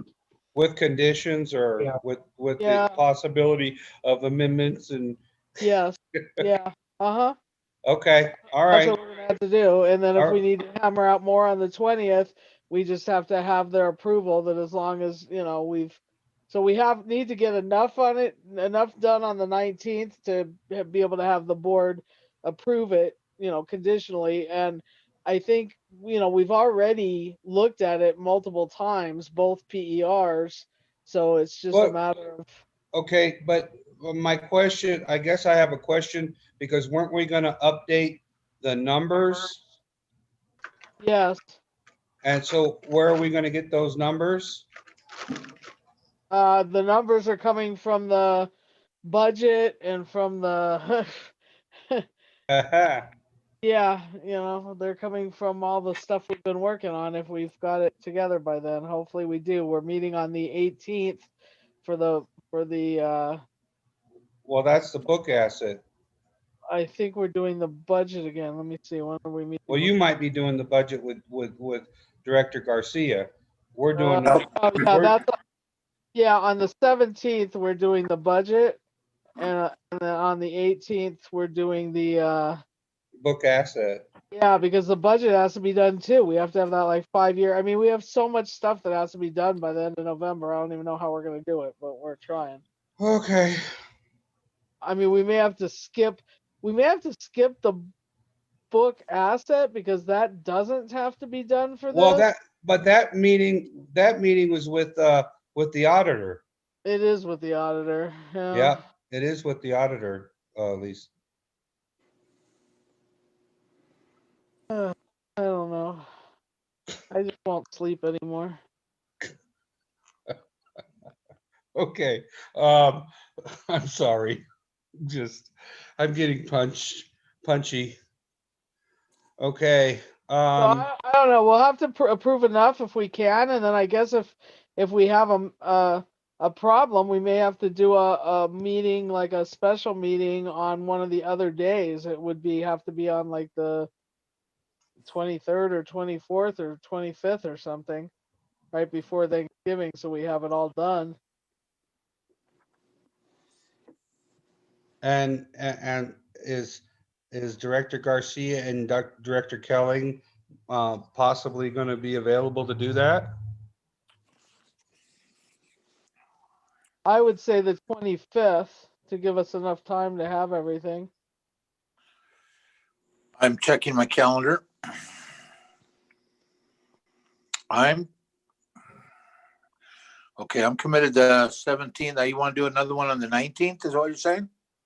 No, the 25th, a special meeting after the 19th. So we're going to try to have stuff on the 19th, but we're not sure we're going to have it on the 19th. So if we didn't have it on the 19th, we have to have a special meeting on like the 25th to approve everything that we have to have Oscar upload like on the 30th to get it all to him by the end of the month or on the 25th. Well, I'm thinking the 24th on the Tuesday would be better, Lisa, because Yeah, except because that way because Wednesday Yeah, is if people may be leaving town, and so I agree. I'm good for the 24th, but Okay, not the 25th. I'm not good on the 24th, so I guess you guys can meet without me because I have to do a CT scan. I'm actually scheduled to be off on the 24th, but I could do it in the afternoon. I have a commitment in the morning. I've already moved this scan, and it's really important that I do it. well, can we do it in an evening meeting, like 6 o'clock? Well, that's what I was gonna say. Yeah, that's fine. I'm doing the scan at 3, so I don't know if I'll be back in time. I don't know how long it takes. I mean, usually they don't take that long, but this is like some specialty thing. Or So we could can't- we could start the meeting at 7. We don't have to start it at 6 o'clock. I can do 7. So we could, I mean, because it's not like it's going to be a super long meeting if we're just going over the PER and approving it if we have to. And this is Well, only if we have to. It's more than the PER. It's like all the stuff. It's like it would have to be a meeting that's a punch list to make sure we've got everything to Lawrence. Right. And if we don't have the Lawrence, we'd have to work on that meeting. So I still think it might take a couple hours. Yeah. But I mean, so if 7 o'clock works, then that we could do. So everybody's okay with 7 o'clock on that Tuesday. And we would know on that Thursday, on the 19th, whether we need to do that or not. Correct. Everybody in agreement? Yep. Yep. So Okay. we're meeting next Thursday to Right. avoid Thanksgiving. And Right. on that Thursday, we'll know if we're meeting again On on the the 24th or 24th. not. Are you available that evening, D? Yes. What I was thinking though is that if we don't get things hammered out on the PER on the 19th, we can continue our ad hoc meeting on the 20th at noon to see if we can get that squared away. And then if we get that squared away, then the 24th would be where we would consider all these things as a board, I guess. That's, Right, exactly. That's what we're saying. yeah, okay, I got it. Yeah, yeah, that's what we're saying. Okay. Okay, perfect. Okay, so I think we're done with this subject. On to 15. Okay. 14. 14, yeah. No, 14 we already tabled. No, we did 13. not. We tabled 13, 14, and 18. No, No, we only tabled 13 and 18. Oh, okay. Okay, 14, I'm Take that sorry. in your head, Director Diamond. Discussion vote on pipeline replacement work. You're just done, huh? You just want to be done. Yeah, on this item, we still don't have anything else. We still have one more trail to pothole, and then we have to get with D and have him draw up some type of game plan, but And we Matt, don't have anything further. so what we do need from D, but it doesn't have to be immediately since we have all this other stuff that we have to deal with first. But we do need a price from UD for starting the mapping. Yeah, well, but this category was specifically for doing the mainline replacement on Manita, Logan, Oregon.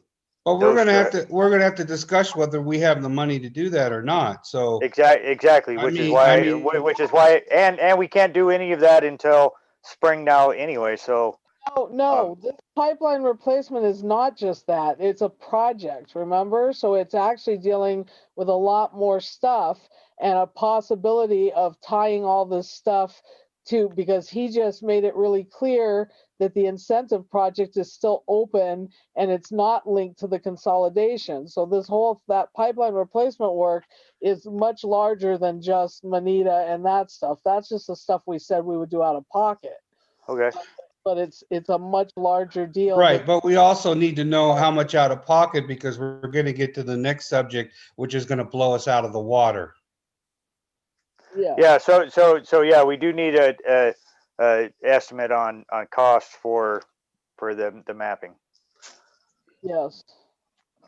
So for the pipeline replacement work, we need that, and we need to start thinking about all the, we need to continue doing potholing, and then as a little tiny part of that is the pre-work that we're gonna pay for, which would be Manita, which would be all the service lines on Manita and the other two streets that I can't think of right Well, now. that's what I'm saying. We need an estimate on how much is that gonna cost, whether we can Right. afford it or not. Because when we get to the next subject, like I said, we're in deep. No, we're not, because we estimated a large amount of money on the pipeline, and we're hoping that we don't have to pay that initial money as much, because the whole deal is that we want to eventually link that to the consolidation project. So, and we estimated pretty high on the pipeline because we didn't know how much. We didn't know if there would be an incentive project, but from the last thing that Lawrence said, it sounded like that was still an open possibility. So, And in addition to that, we estimated the cost of putting piping into the ground as well on those trails. And now it's turning out that on most of those trails, we already have piping. So that's going to reduce the cost somewhat as well and leave us extra. right. So I think when we get to the next item, 15, we really do have other money. It's just going to have to come out of, we have these different pools of money, and it's going to have to come out of two different areas as opposed to where we were originally going to pull it from, which was just one account. But what I'm saying is there's the pipeline project for the incentive, but there's the pipeline that like Johnny says, we have it in the ground. We need an estimate of what that cost is going to be that we're coming out of our pocket for, like Bonita Trail and the other trail that we were going to do on our own. You didn't hear what I was saying, Director. I did hear what you're saying, but I didn't seem clear to me. Okay, so what I'm So- saying is, one more time, that we have accounted for that We, in the amount that we initially set forth for for those initial trails, it was a larger amount than we're gonna have to pay now because the But current. we've never had an estimate, Lisa, so we don't even know what it's gonna cost. Stop. It's different. What I'm trying to tell you, and you're not hearing it, is that regardless of that estimate, it's totally different than what we initially projected. Initially, what Johnny said is correct. Initially, we projected for laying pipe in the ground the whole way up Manita. We found that there already is pipe in the ground once we started doing potholing on multiple trails. So it lessens the cost because we don't have to. I understand that, but Lisa, we never even ever had an estimate from when we were gonna lay pipe, because Yes, we originally, did. they were talking a couple $100,000 for just one trail. Exactly. We estimated 100,000 per trail. So we already have that set We aside. estimated that, but Dee didn't estimate that. That's what I'm saying. Right, but what I'm saying is it's less than that now. Well, you don't know that it's less than that now, because you don't know what Dee, can you give me some, I'm just confused. Me too, but here's what I Okay, did. let me just explain the way I understand it, because when we did our estimates looking at our money, we basically said for each of those trails that we were going to pay out of pocket, we estimated 100,000 per trail. But you've never given us an estimate on, I mean, you, at one point you had said with laying pipe that you thought it would be like 200,000 for like Manita, what I remember. But I don't know. I mean, it wasn't really a written estimate. So Well, what we do know is Dee did find out, or Dave actually found out what it cost to put pipe in the ground in Lake of the Woods. So that gave us an idea. I think it was around $120 a foot. So So what was, that's where we came up with that dollar amount. what was done, and I did some preliminary estimates for the PER that, you know, we're trying to get some kind of budget numbers for the USDA. And so I estimated the Wolf pumping plant at 232,000, which of course is. well, we're not talking about Wolf yet. I understood, but along with that same report and in the very next line, I estimated the replacement of 2,640 feet of underground distribution piping, and that was 738,000, almost 739,000. And But so we're not doing that anymore because we found that on the 3 trails in particular that we had talked about, that there is already pipe in the ground. It's the correct size pipe. We believe it's okay, although we haven't absolutely ascertained that, and that we really need an estimate for connecting all the service lines, disconnecting them from the steel pipe and connecting them to the PVC that's already in the ground, which is a completely different price. yeah, and we can do that too. There's some good estimates from Lyles as well. But what I was saying is, we were talking about how much budget money, I think you mentioned, Lisa, and that we were looking at the time, or at least what I was looking at. And that total with Wolf was about 970,000. So those are the funds that we were thinking we were going to spend. And as it turns out, Wolf's going to be more expensive, but Manita and the other 2 trails already have pipe in them. And I think that's what you were saying, Lisa, that, you know, we're not gonna, we do have money that we have accounted for spending that we won't spend on the piping because we do have piping in the ground. That's what I'm saying. Yeah. So I'd go love ahead. to move on to the next. Okay, let's just move on because I'm getting frustrated. We'll talk later.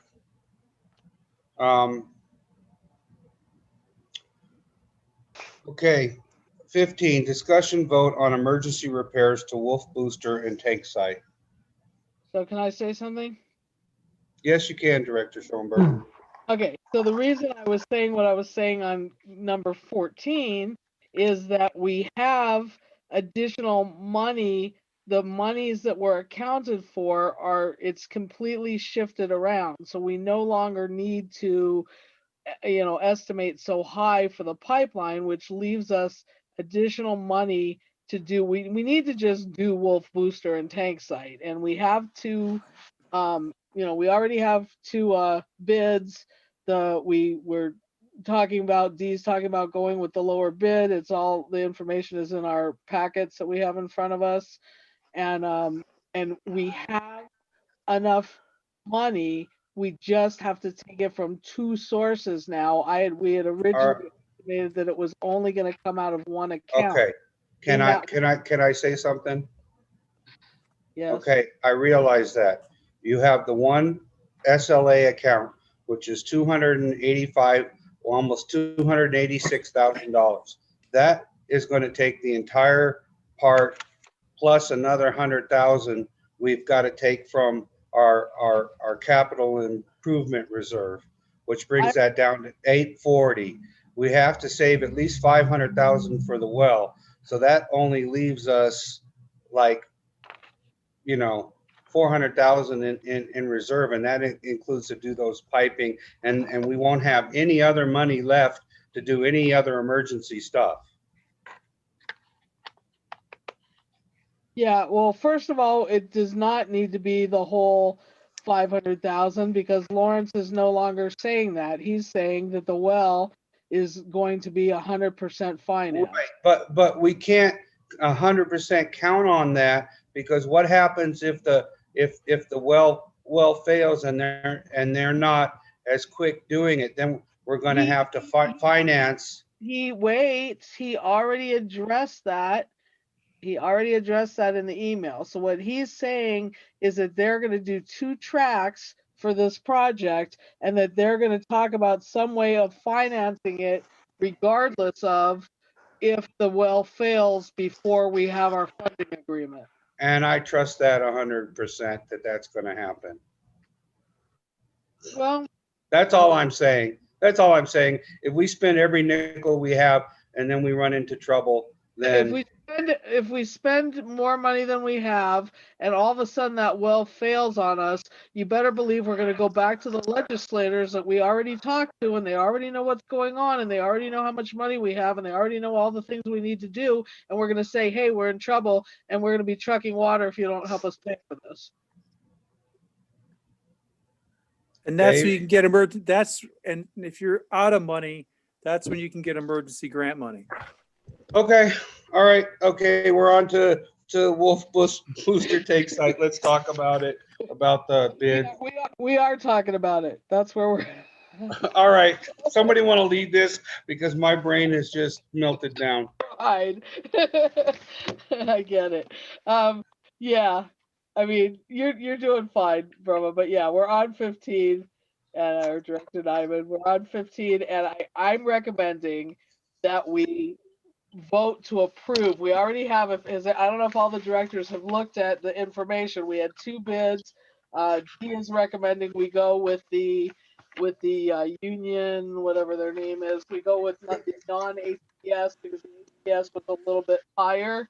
They both, they just have different numbers on things. They're both working with some of the same subcontractors. I don't know the other company. Can you talk? Can I ask a question? Dee, can you explain how the bid went from 230,000 to $397,000? What is the difference, or what is it that we added in that we have that it almost doubled? That's my question.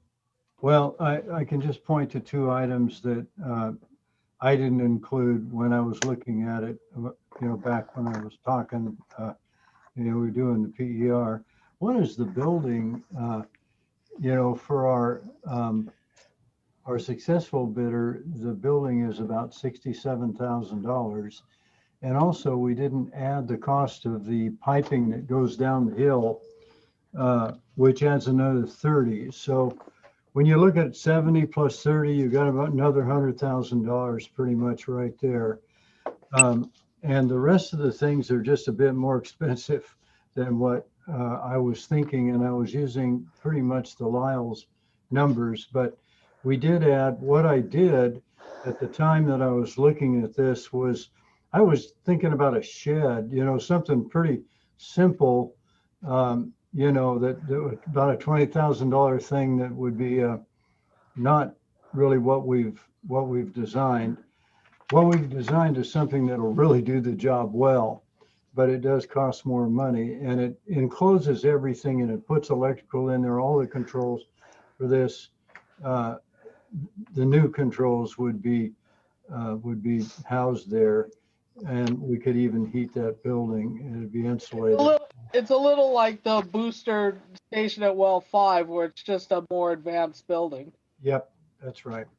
It's really a much better thing than I was thinking. The other thing I think that really, so those are two things that basically have increased, that kind of stand out. The other thing is, we got to have this guy do this thing, try to get it done in a month, or a month and a half at most. And he's going to be working in some tough conditions. So they look at that and try to factor in, how is that going to affect the timing on, their crew and everything, and getting things done. So that's what I think, is kind of driven at those two things, plus the time of year and the tight time that they've got to do it. We've worked with both these guys. Unified is finishing up a well out in Arvin, a well site out in Arvin, and HPS Mechanical has worked for the district before, and they've also they've done a number of projects for our clients over the years as well, other than Fraser Park. So they're both capable of doing it. And Unified. And what are the two bid totals? One, 397, 415 for Unified, okay. $397,415, and HPS is $409,213. And can I ask a question, Dee? It says that we're providing the booster and pump. How much extra is that, and where's that money? That money's coming out of our pocket? No, those are ones that are already there. There's some new pumps there. Yeah, What there's one new pump, there's one old pump. Yeah. But I had told Curtis I was already planning on replacing that pump. It's going to wind up being maybe $7,000 roughly, but those are old pumps, so we're looking at a new type of pump. So I'm still waiting to get an estimate on that, and then I'll let you guys know what that cost will be. But as it sits right now, we have two working pumps. Just one of them blows water all over the place. So we can move forward with the project. Yeah, but I just want to know what the additional price might be for the new that we've said we're gonna put in. I think it's around $8,000 or $9,000 for a new booster, the whole assembly. Okay. Sounds about right. And then I had another question, which was, where was it? So, well, just a comment that on the one that we're talking about going with, which is the Unified Field Services, they have less subcontractors too. So, I mean, that's kind of a good thing, right? I mean, they have the same, they're both going to use P&J. We're going to use the same painting company. And then Unified is going to use a fencing company, but they're doing all of the like dirt stuff that some of the stuff that HPS wasn't going to do. They were going to hire two other subcontractors. Right. P&J is good. They're actually working with Unified out at Arvin, and they've done a number of other projects too. And Sailor is, of course, good too. They've been around for a long time. Union Fence, for years. So all those subcontractors are good subcontractors. Yeah, and we use P&J all the time. Mm-hmm. So I would personally like to, if there aren't a bunch of questions, I'd personally like to move that we award the bid. Well, before we do that, Director Kelling or Director Garcia, do you have any questions or comments or? No. Nope, I've been following along the discussion and everything's pretty clear now. Director Kelly, are you okay with the discussion? Yes, I mean, Johnny's happy with the way it's all being laid out, right?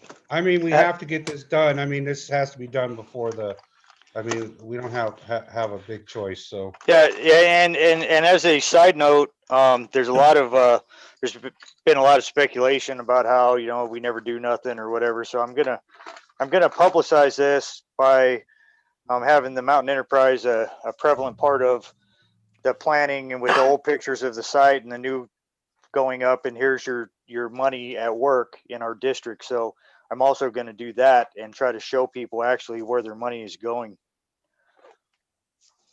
Good. You need to do that. Okay, Director Schoenberg, if you'd like to I'd entertain a motion. Okay, well, I'd like to move that we approve the bid, award the bid to Unified Field Services Corp. moving forward. As I'll the lower second that. bid. Okay, Director Garcia has seconded that. Roll call of directors. Director Garcia. Aye. Director Gibson is absent. Director Kelling. Aye. Director Nyman's an aye. Director Schoenberg. Aye. Okay, motion carried 4-0, 1 absent. Okay. Okay, 16, discussion vote on modifying the district sphere of influence. You haven't got that done yet? That's another ad hoc committee meeting that we gotta have. But I think that we can, I think we can hold, I mean, we need to do this other stuff first. So I'm gonna recommend that we get everything done that we need to get done on the meter and well project first, because that's the one that has the most pressing needs, and then we move forward with SOI, because we still need to, I don't think Johnny got all, he's been busy too, and I don't. So we'll just carry this over to the next regular meeting next month. That's what I would propose, because that's not an imminent thing.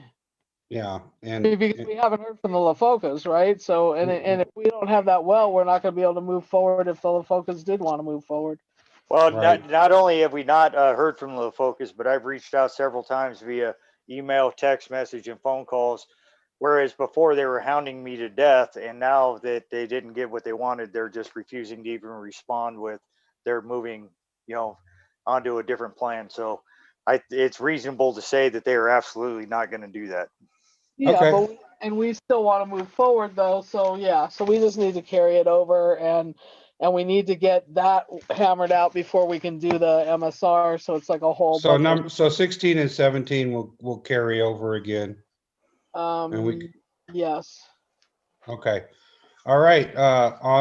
Do we want to take a brief recess? No. Okay. On the new business. 19, discussion vote on policy for requesting turn on and turn off water. Okay, the simple explanation for this is we recently had a customer that he called and he requested that the water be turned off at a house. We did not know that there were tenants at the time. So nobody answered the door. It didn't look like anybody was living there. So it turned out somebody was there, but the problem came into effect where somebody called up and claimed to be the owner and said that they were the owner and requested that the water be turned back on. So we did that. Turns out that there's a dispute. The people have not been paying their rent and everything. And of course, the owner can't use shutting the water off as a means of eviction. But I realized that we need to have it at our discretion where we could require a ID and a rental agreement or a lease agreement or some proof that they own the place or they belong there in order for us to reactivate the water. We don't have to do it all. Yeah, we don't have to do it all the time, but we have to have that option to demand that. But if we don't turn the water back on in COVID ish, times, which is what we're in right now, I thought we weren't halting. I thought we weren't turning. Okay, Well, so well, we're not. But see, if somebody wants to turn back on, instead of lying and saying that they're the owner, they have the right to come in and start their own account and have the water put in their name, as opposed to acting like they're the owner and having the water turned back. Oh, well, by the way, no, I want my water turned back on. So if we knew that there was tenants, we wouldn't have ever locked it off in the first place. right. But since there was tenants and they used, a roundabout way to get their water turned back on, that's not correct either. So I just want to have it to where if there's a dispute or a discussion about that, they have to come in and show their ID, and then they could start the account in their name if they want to. Okay, and did you run this? Do we know if there's any issues with this policy? Like, did we run it by we didn't really run it by the attorney or anything, right? No, I haven't ran it by the attorney because it's up to our discretion if we want to have an ID to prove who somebody is. We've Okay. always done that with owner-tenant directives. Right. So there's no reason why we can't do it otherwise. But I was just a little irritated and put out by the fact that they lied. Then when I went back and I talked to them, they said, "Oh, well, don't worry, we'll come back down. We'll come down there today."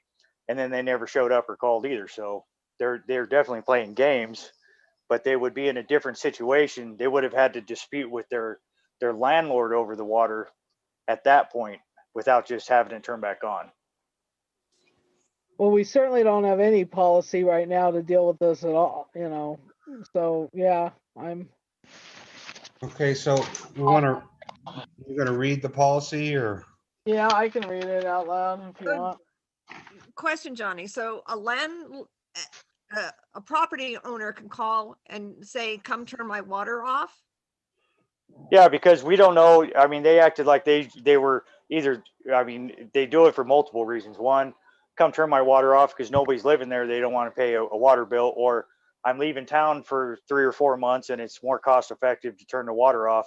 And they just call and just turn the water off. So that's not the problem. The problem is when if somebody turns it off and then immediately somebody says, "Hey, wait a minute, well, I decided to turn it back on," and we don't know who that person is, we have to make them prove who they are, because a squatter can show up, which we also have an issue with that right now down on Lower Elm. A squatter could call up, claim to be the owner. They have no right to be in the house. The water is legitimately legally off, but they tell us that they want the water turned back on and we think it's the owner. So we turn it on and now we give them squatting rights. But why aren't we making the property owner prove that they own the property to turn it off? Well, because they call up and say, "Hey," because they've already approved it to get the account turned on initially. And this is L&M Fencing that this came up about. We know him. I know him, but the front desk doesn't know him. He owns several properties in town, so he's already proved who he was when he turned the water on. So, and most of the time, it's legitimate when people call and say, "I want the water turned on." But there are times that I am suspicious of that, and I would like to be able to say, "Yeah, but you need to bring me a driver's license so I know who you are."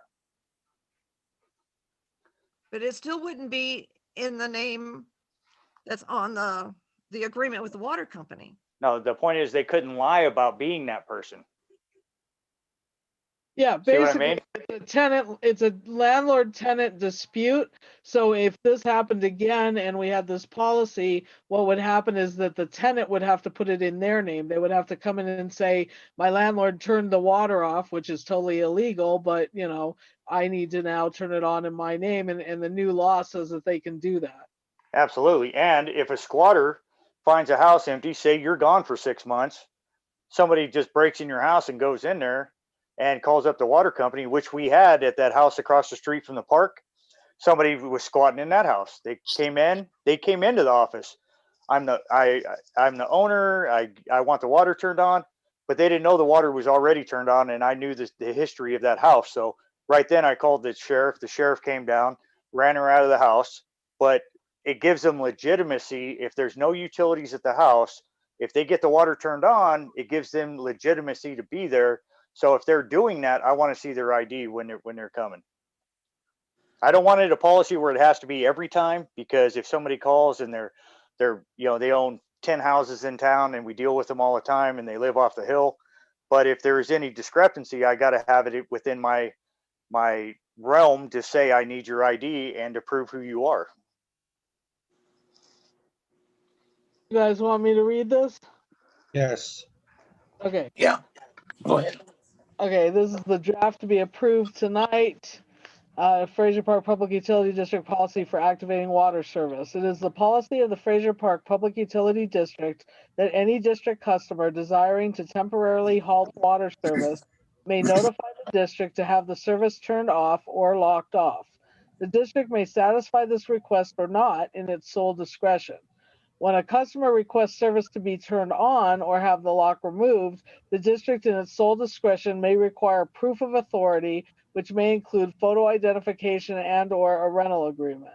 The district will charge a reconnection fee at the current rate when service is turned on or the steel lock is removed.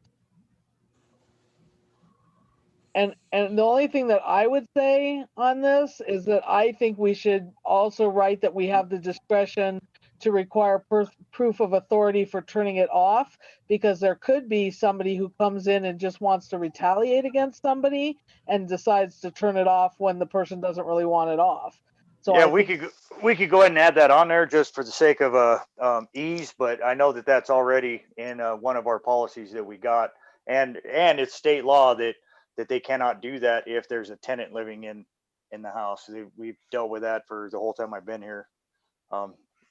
Owners will try to do that when a tenant stops paying. They try to turn off all the utilities and then evict them that way. So it's against the law to do that. Right. I'm talking about another situation where somebody just isn't living up here, and somebody be a jerk because they don't like them and says like turn their water off or something. So I mean it's not likely, but I mean we may as well if we already have that in there. Yeah, I agree.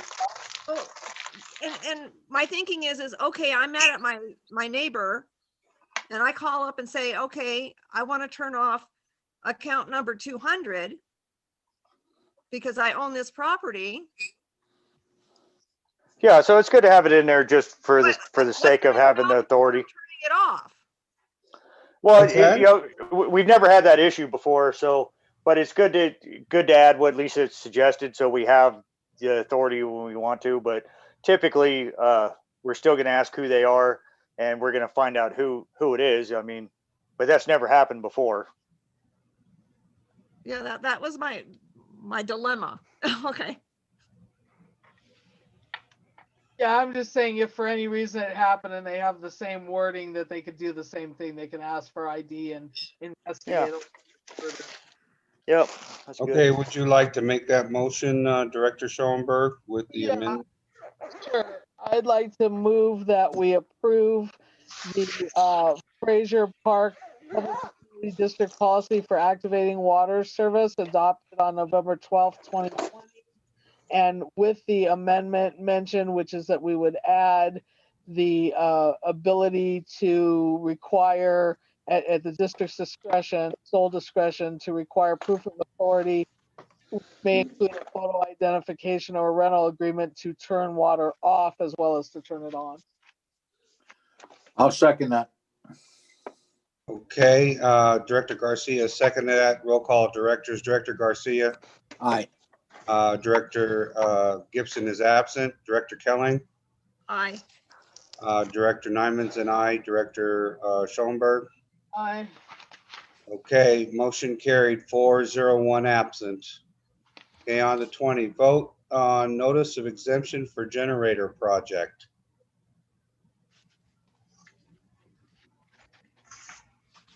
Where's?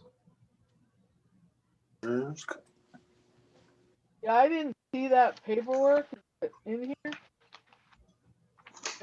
I didn't get it either.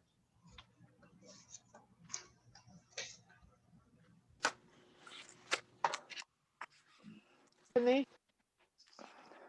No, we don't have that paperwork yet, and it's technically not a project unless we get information about whether or not we get the grant, but I know that a board member asked. Can you for speak it up a in little the bit, Tiffany? agenda. I can't hear you. Okay, is that better? Yeah, that's a lot better. Okay. a board member asked for it to be on the agenda, but we won't necessarily need a notice until we know if we got the grant. We don't know if it's a project until we get the grant. Okay, so we will carry this over. Yep. Okay. All right, so that'll carry over to the next regular board meeting. 21, discussion vote on continuing with employee hotline through pause. I forget what it costs for the employee hotline. Do any of you remember? It's three something every Three quarter. something a quarter. Yeah. I'd recommend we do it one more time. We've had 0 calls. I think everybody's pretty happy, but I would still recommend we do it one more time. We still have another employee that's going to be coming back to work, so maybe we should extend it one more time, and then if nobody calls by that time, we could drop that service. I'm okay with that. Yeah, I'm okay Sounds, with that. sounds reasonable. Okay, so I'll move that we continue with the employee hotline for another quarter. And then revisit this again. Okay, do I hear a second? I'll second that. Hey, Director Garcia seconded. Roll call of Director. Director Garcia. Aye. Director Gibson is absent. Director Kelling. Aye. Director Nyman's and I. Director Schoenberg. Aye. Motion carried 4-0, absent. Okay, discussion vote on resolution FP 20201112-01, resolution to amend the Prop 218 rate increase schedules. Okay, Right, can I speak to this? go ahead and speak to that, Director Schoenberg. So basically, we have been talking about not raising due to COVID and all the other issues that are going on right now in the economy.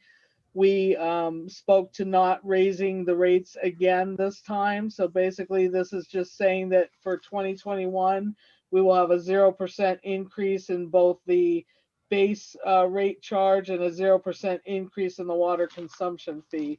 And I'm strongly for this. I think that we need to wait another year, and then we're in the meantime going to be working with RCAC with more realistic, hopefully numbers as far as all of our assets, and then we'll get hopefully a.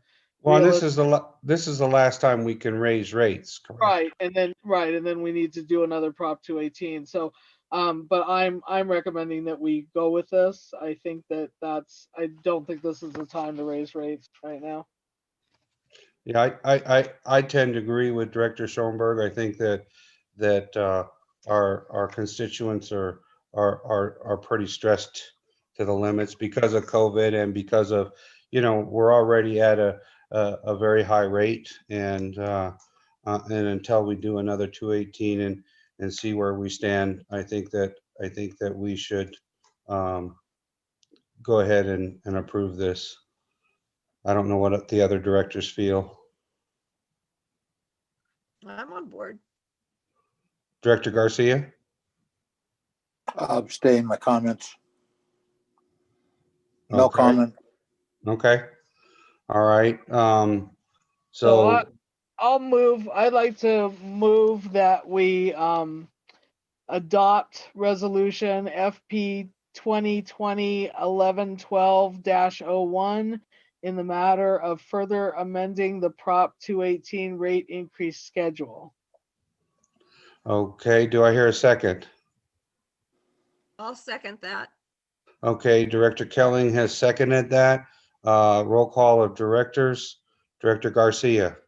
Abstain. Okay, Director Gibson is absent. Director Kelling. Aye.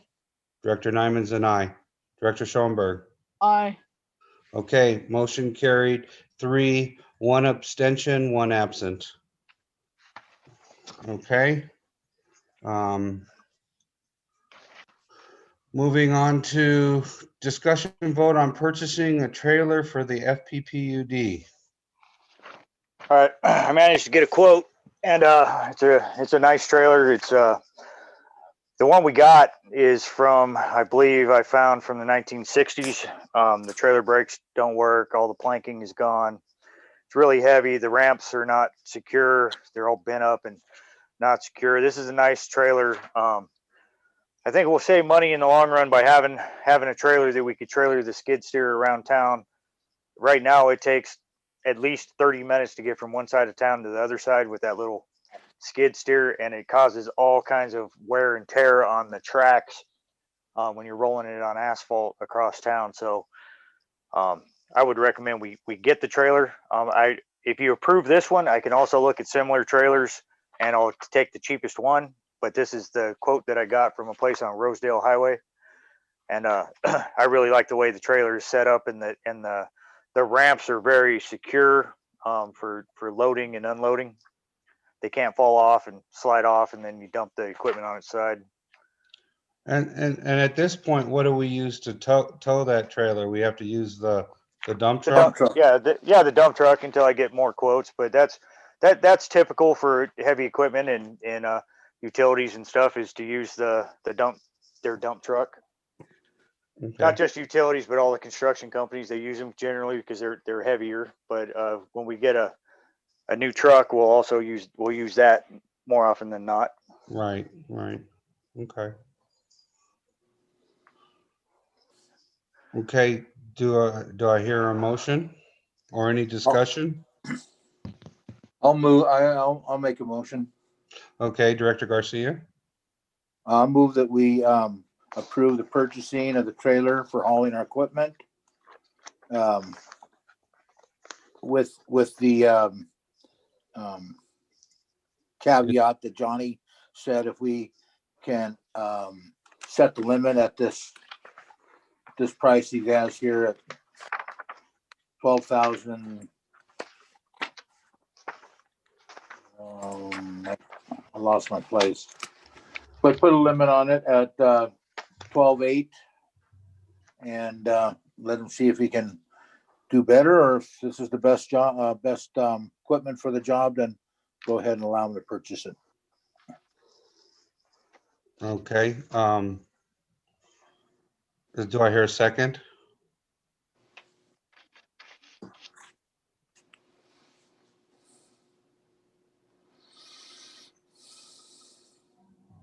Yeah, I'll second that. Okay, Director Schoenberg has seconded it. Okay, roll call of directors. Director Garcia. Aye. Director Gibson's absent. Director Kelling.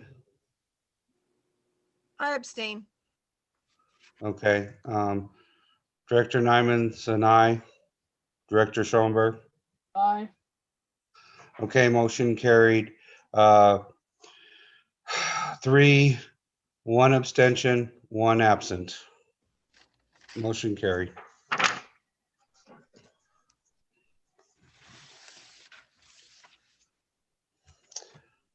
All right. 24, discussion vote on changing or continuing with modified services and procedures adopted March 19th, 2020. Okay, what I would like to suggest with this now is right now, currently, Kern County's in the red tier, which is the best tier. So I'd recommend the way we base this. I'm hearing that we're going to go back towards the negative next week, possibly. They're foreseeing in Kern County. So our lobby being open or closed, I think, should be contingent on us being in the red tier. So if things get worse, I would stop letting people come in. If it stays in the red tier, then we will have one customer at a time coming into the office. Yeah, I believe we're supposed to move back to purple. Yeah. No. So if it's purple, we would not let anybody in, and they would continue with the, no late fees and paying online and everything. And if it's in the red, then we would still continue with no late fees, but we would let one customer at a time in the office with a mask. So I'd like to move, I'm good with that. We can discuss it after I make the motion. So I'd like to move that we leave everything as is with the one exception of the office lobby, which if we add the wording that if we are in the red tier, that we will allow one person at a time to enter with all the other wording there. And if we're in the purple tier, that we close up the lobby. Do I hear a second? I'll go ahead and second that. Okay, Director Garcia has seconded that. Is there any further discussion? Okay, hearing none. Roll call of directors. Director Garcia. Aye. Director Gibson's absent. Director Kelling. Aye. Director Nyman's and I. Director Schoenberg. Aye. Okay, motion carried, 4-0-1 absent. Okay, on to 25, review and approve minutes for October 8th, 2020. I have a couple of fixes on that one. Okay. All right, go ahead, Director Schoenberg. Okay, so on page 3, on 9B, towards the bottom of 9B, it says D had concerns that the test well couldn't be completed 120 days as stated. I believe it needs an in 120 days or something like that. Yep, Yeah, I agree. And then I have another on page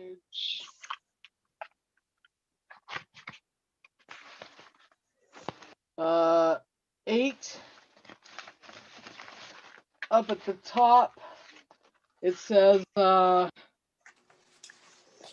ad needs to be placed in the local paper with specific information and ran once a week. I believe it's run, That's correct. or should be run, or something like that. So it just needs a little different. And I think you could just put and run once a week for 2 weeks. Okay, That's correct.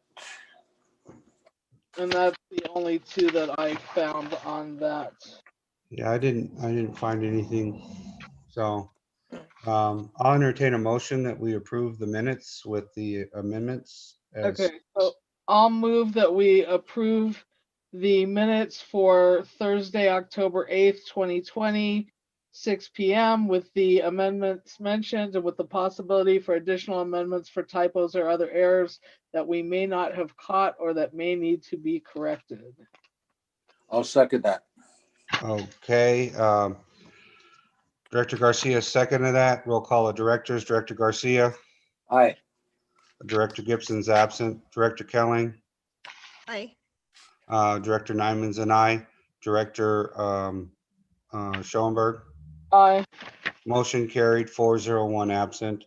Okay, on to minutes for October 22nd, 2020. Unless anybody else found anything, I didn't find anything. Yeah, I didn't find Nope. anything.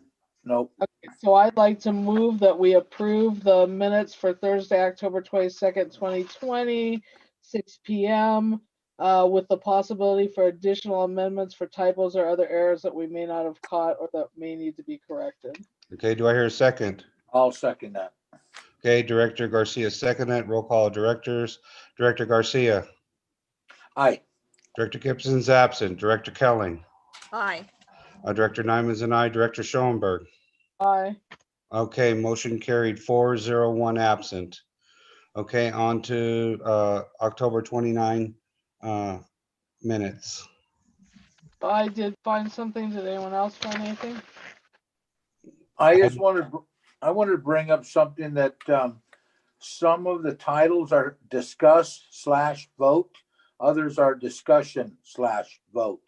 I'm wondering why we use both of them.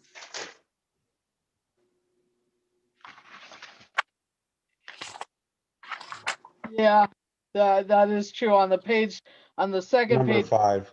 discuss as opposed to discussion. And then I have some stuff on the second page as well.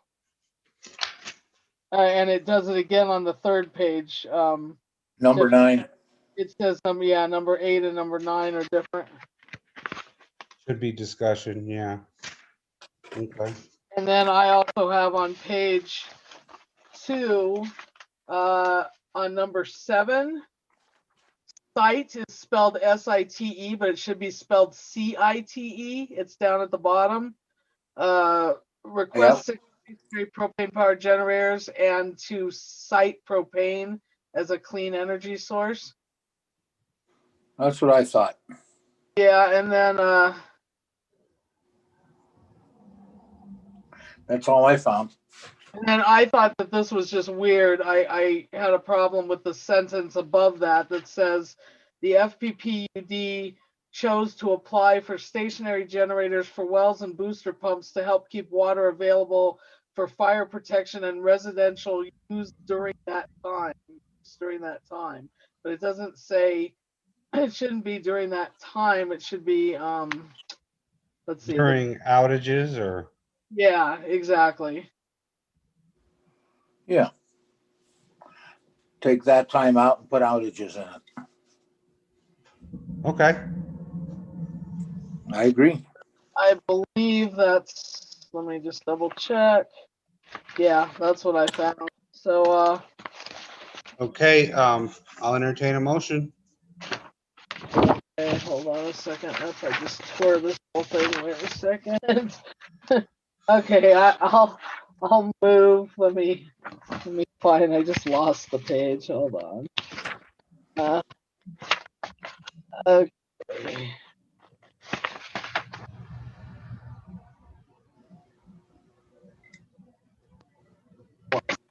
Okay.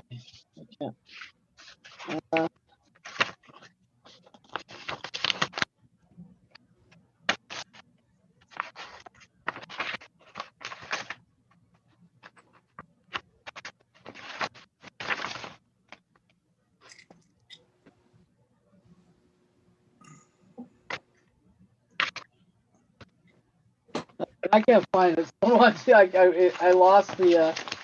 Just tell Tiffany and add that blurb that she always puts in there. Yeah, well, I lost the data. Oh, here it is. Okay, sorry. Okay, so I move that we approve the meeting minutes for Thursday, October 29th, 2020 at 12 noon. Oh, no, I don't have that. 1 minute. Sorry. With the amendments mentioned and with the possibility for additional amendments for typos or other errors that we may not have caught or that may need to be corrected. I'll second that. Director Garcia has seconded it. Roll call of directors. Director Garcia. Aye. Director Gibson's absent. Director Kelly. Aye. Director Nyman's and I. Director Schoenberg. Aye. Motion carried 4-0, one absent. Okay, 26 discussion vote on future agenda items. Is there anything else that we I need got to add? nothing. Yeah, I got nothing either. I think we covered it all. Yep. Yep. We Okay, added them as we went. I entertain a motion that we adjourn. I entertain a motion that we adjourn. I'll make a motion that we adjourn at 8:33. I'll second that. Okay, Director Garcia is seconded. Roll call of directors. Director Garcia, Aye. Director Gibson's absent. Director Kelly, Aye. Director Nyman's and I. Director Schoenberg. Aye. Okay, meeting adjourned at 8:33.